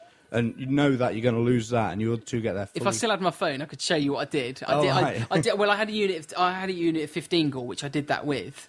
But the thing is, I could do that. I could move 10 forward, but then he's got Eagles. He's got 2 eagles, and then he's got what 4 or 5 units of dryads that he don't mind losing. He just throws them in front. Yeah, you can kill the eagles. Oh, you kill the eagles. Oh, you kill the dryads. Oh, I'm sure. So now you need your chaff back in, or your chariots, and Yeah, but my It's a toss-up, setup, isn't it? Yeah, Yeah. there's a possibility, but he boarded it. He had, I mean, three baby tree men, whatever they're called, and Treekin. and he just sat there with the backboard. So he's sitting on, I don't know how many points they are, but several hundred points down, and he's still shooting the crap out of me. How many archers did he have? You had a bad experience. 80. I can't believe he's ranting about how bad Wood Elves are.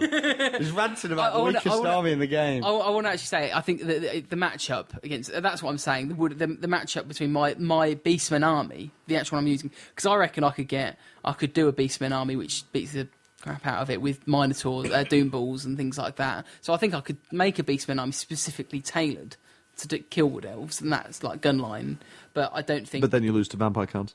Indeed, yeah, very much so. Yeah. So so I think I mean that was my bad experience with Wood Elves and like 80 shots and God. But that's sort of like leading on to that whole. I could have backboarded it, but I didn't because I said to Mark it would have been a boring game. You would have shot me. I would have sat at the back. So anyway, he played it right though. He put his tree man at the back because I could have pitted his tree man and then ran away. Yeah. But I didn't.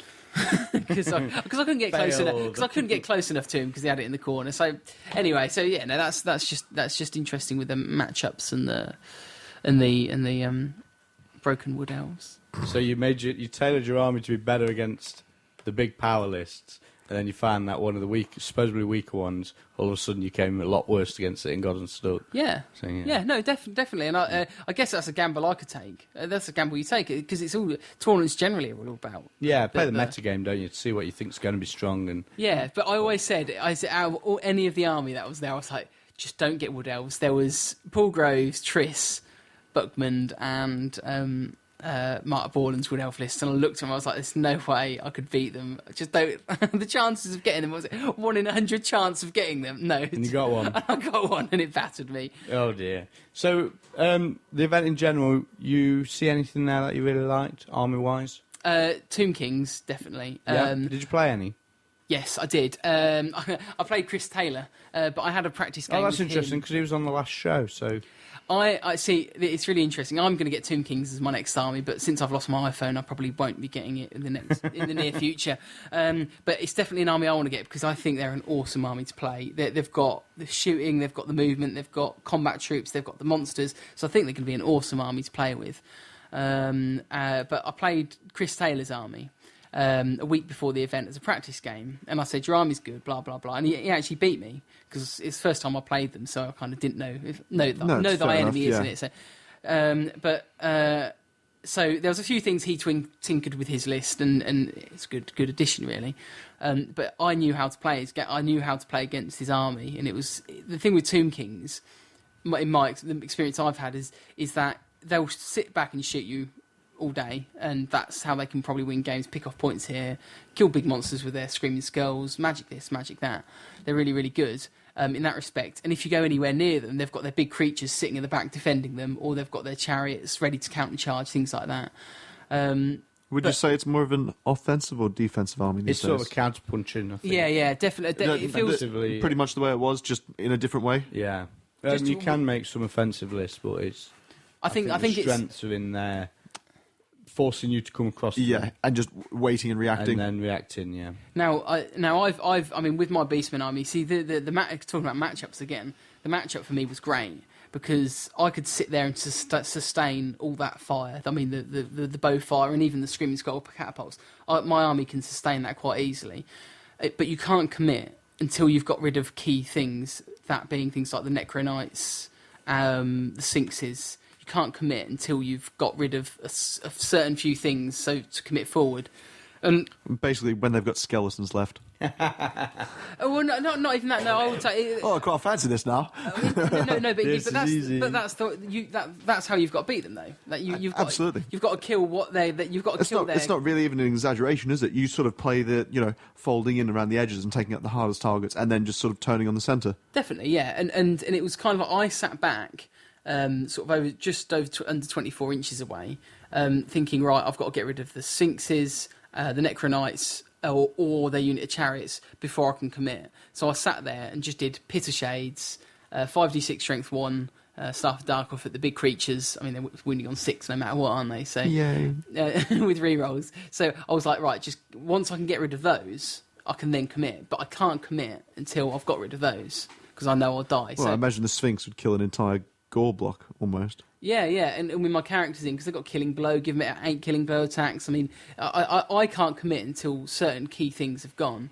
So Tomb Kings are going to be really tough. There was a guy, Stu, his name is. He's quite new and young. I played him at South Coast GT. He's a top lad. He had 2 War Sphinxes. He had 2 level 3s as well. Yeah, so 4 interesting story, and you'd like this one. So Johnson played him and got 0 victory points. Yeah. And he says, I said, how do you manage that? How do you get no victory points? He says he just played it right. It's like, every time I shoved something forward, it was like the Crescent of Doom. All the shooting at the back, the monsters around the edges, stopping you from coming in.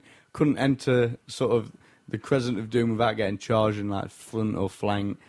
I don't know, he says he staved me off. So it's like he had his hand on my head, pushing me away. He's like, Nice. keeping it at arm's length and just picking bits off. And it was like 600 to 0. Was he quite good then?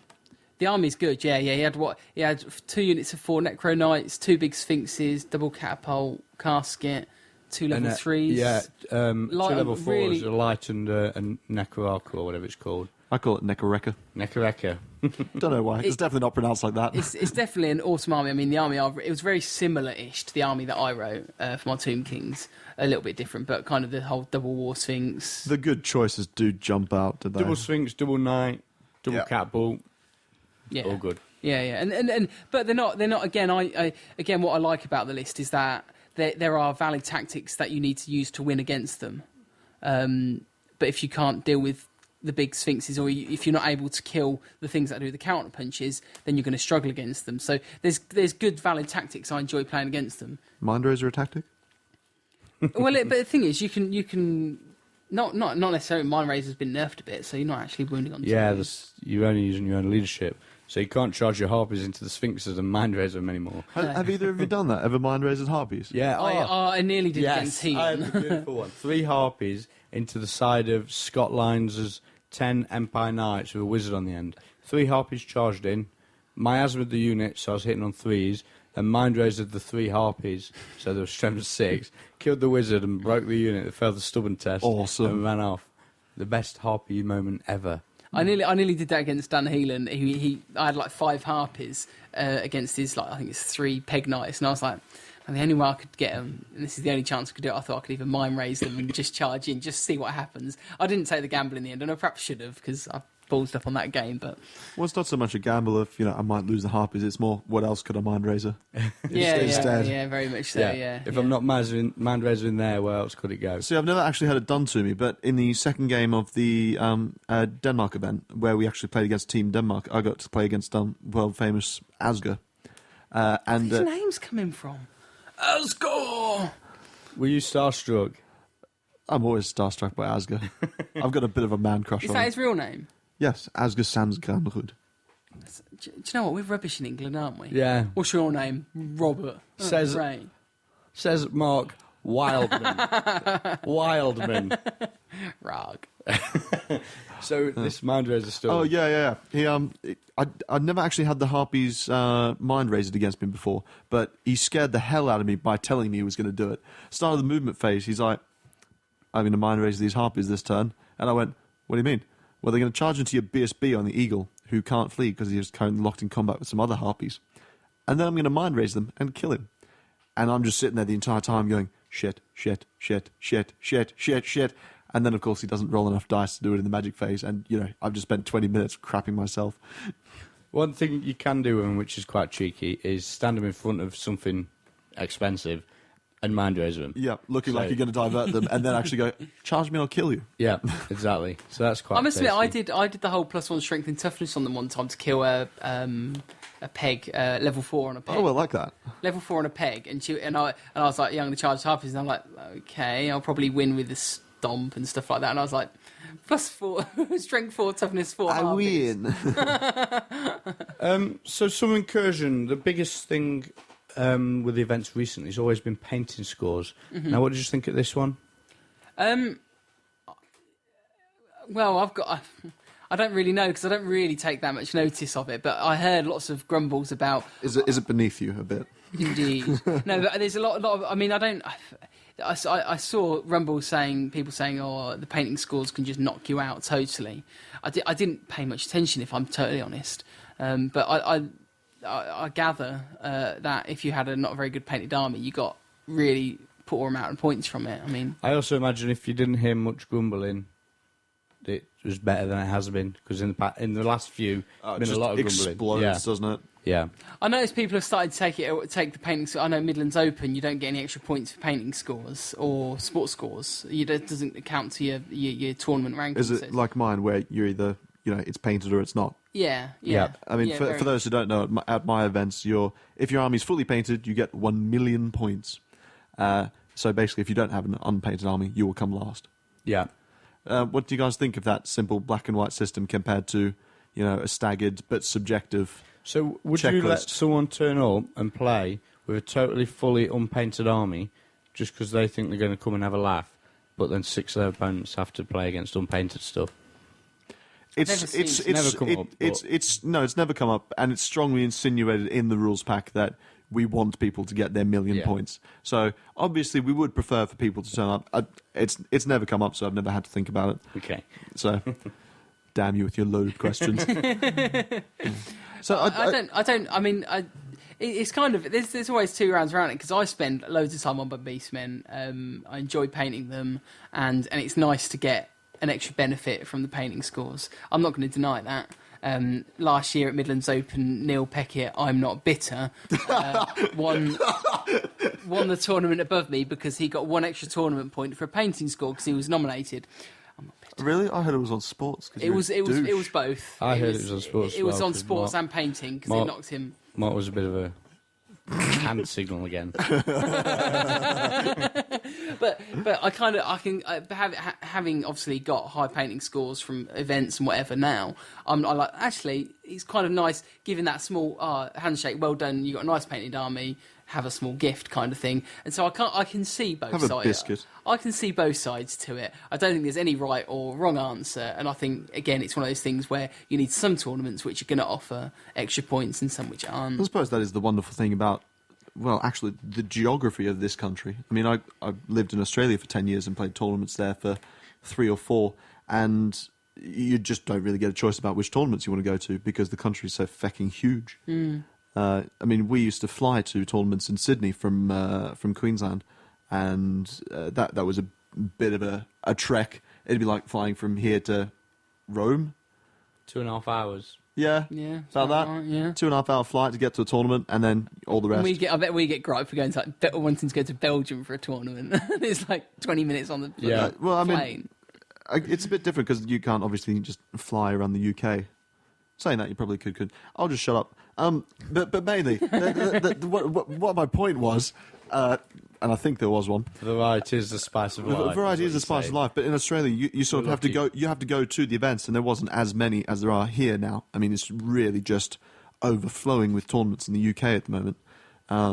But this was one of the things that really wound me up about the Australian tournament scene was the massively subjective soft scores, the painting and the sports.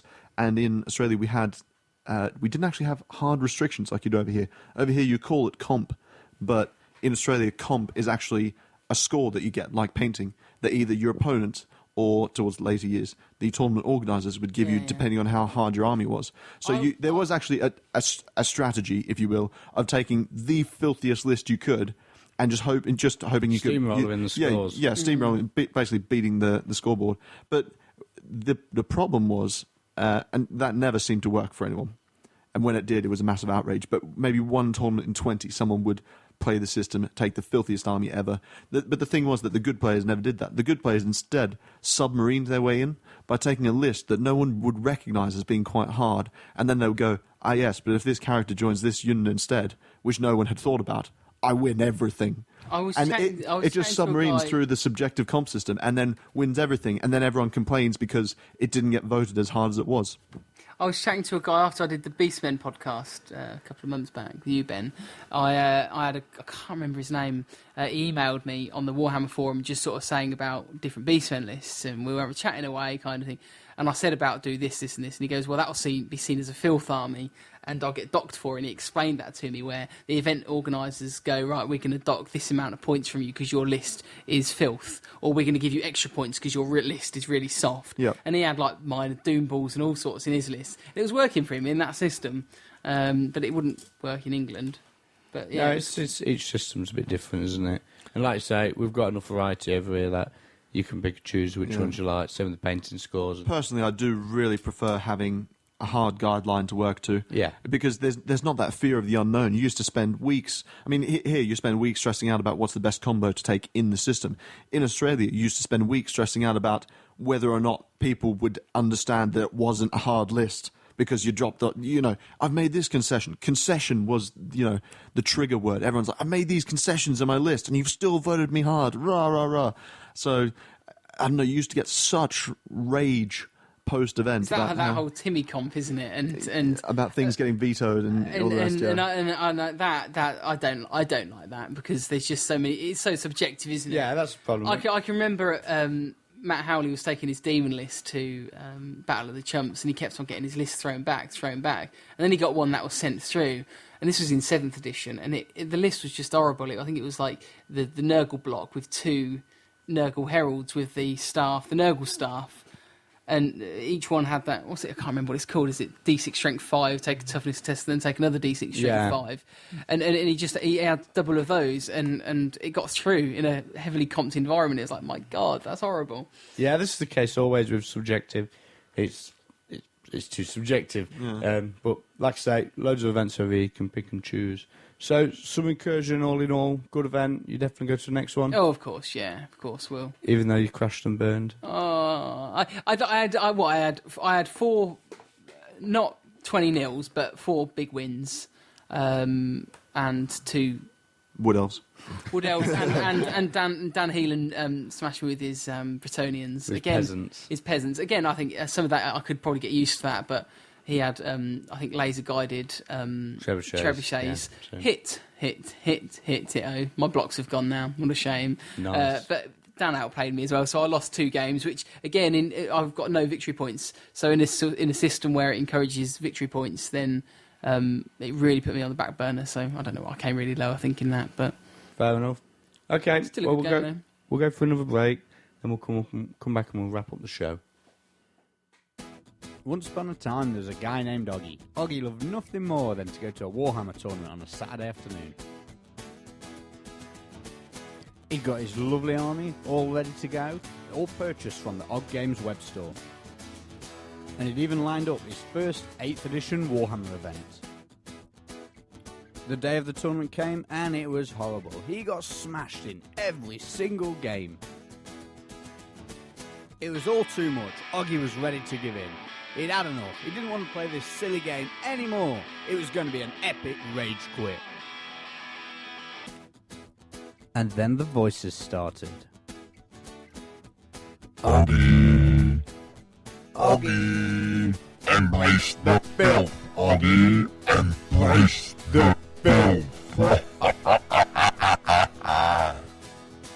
It was like a switch had been flipped. Oggy was a new gamer.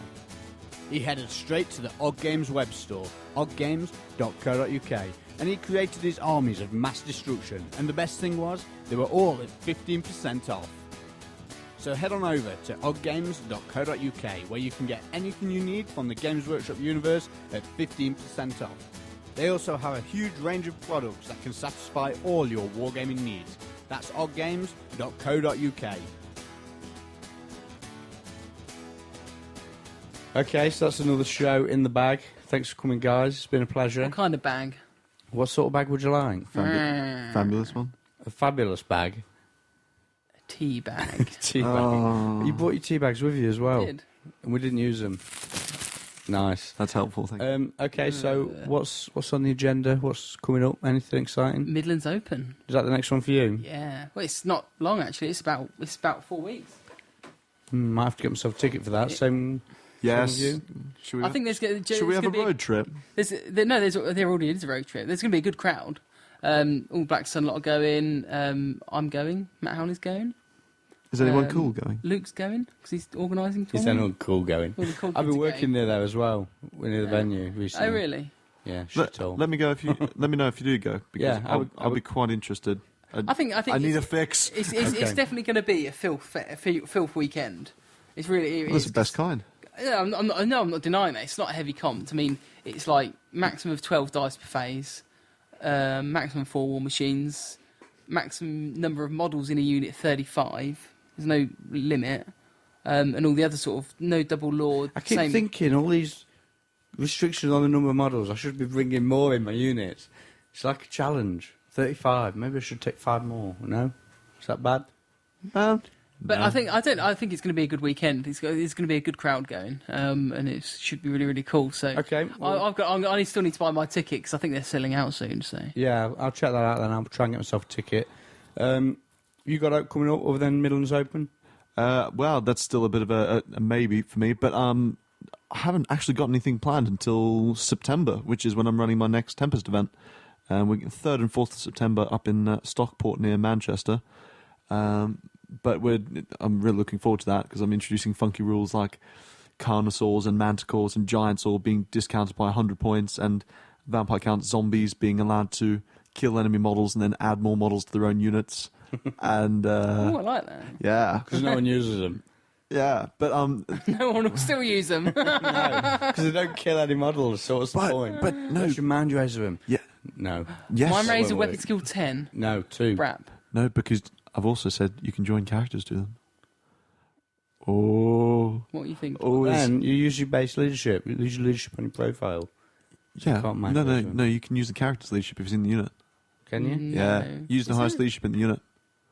I don't You think sure? so. No, I thought it was the unit on the profile. Yeah, it's, No, because it's been FAQ. Let's not forget Games Workshop tend to change their minds about what unmodified leadership is every 5 minutes. Yeah, okay, give you that.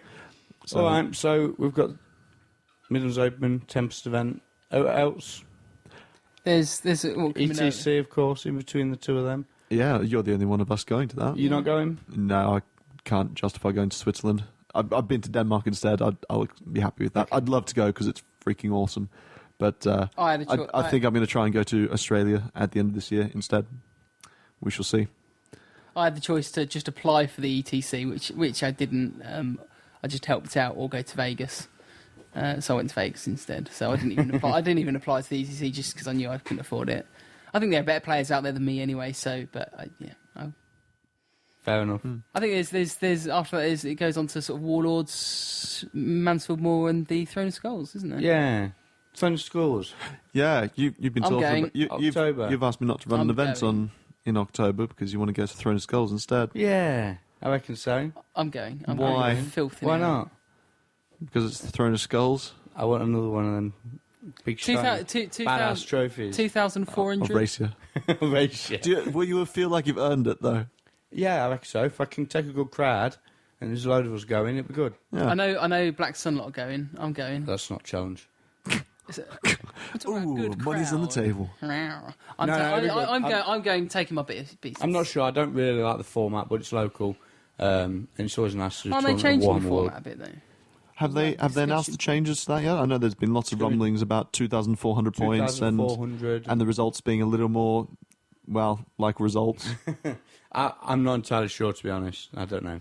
In the White Dwarf it says when their tickets are being released. So Okay. I'll just We'll assume keep the an raw eye- packs get opened then.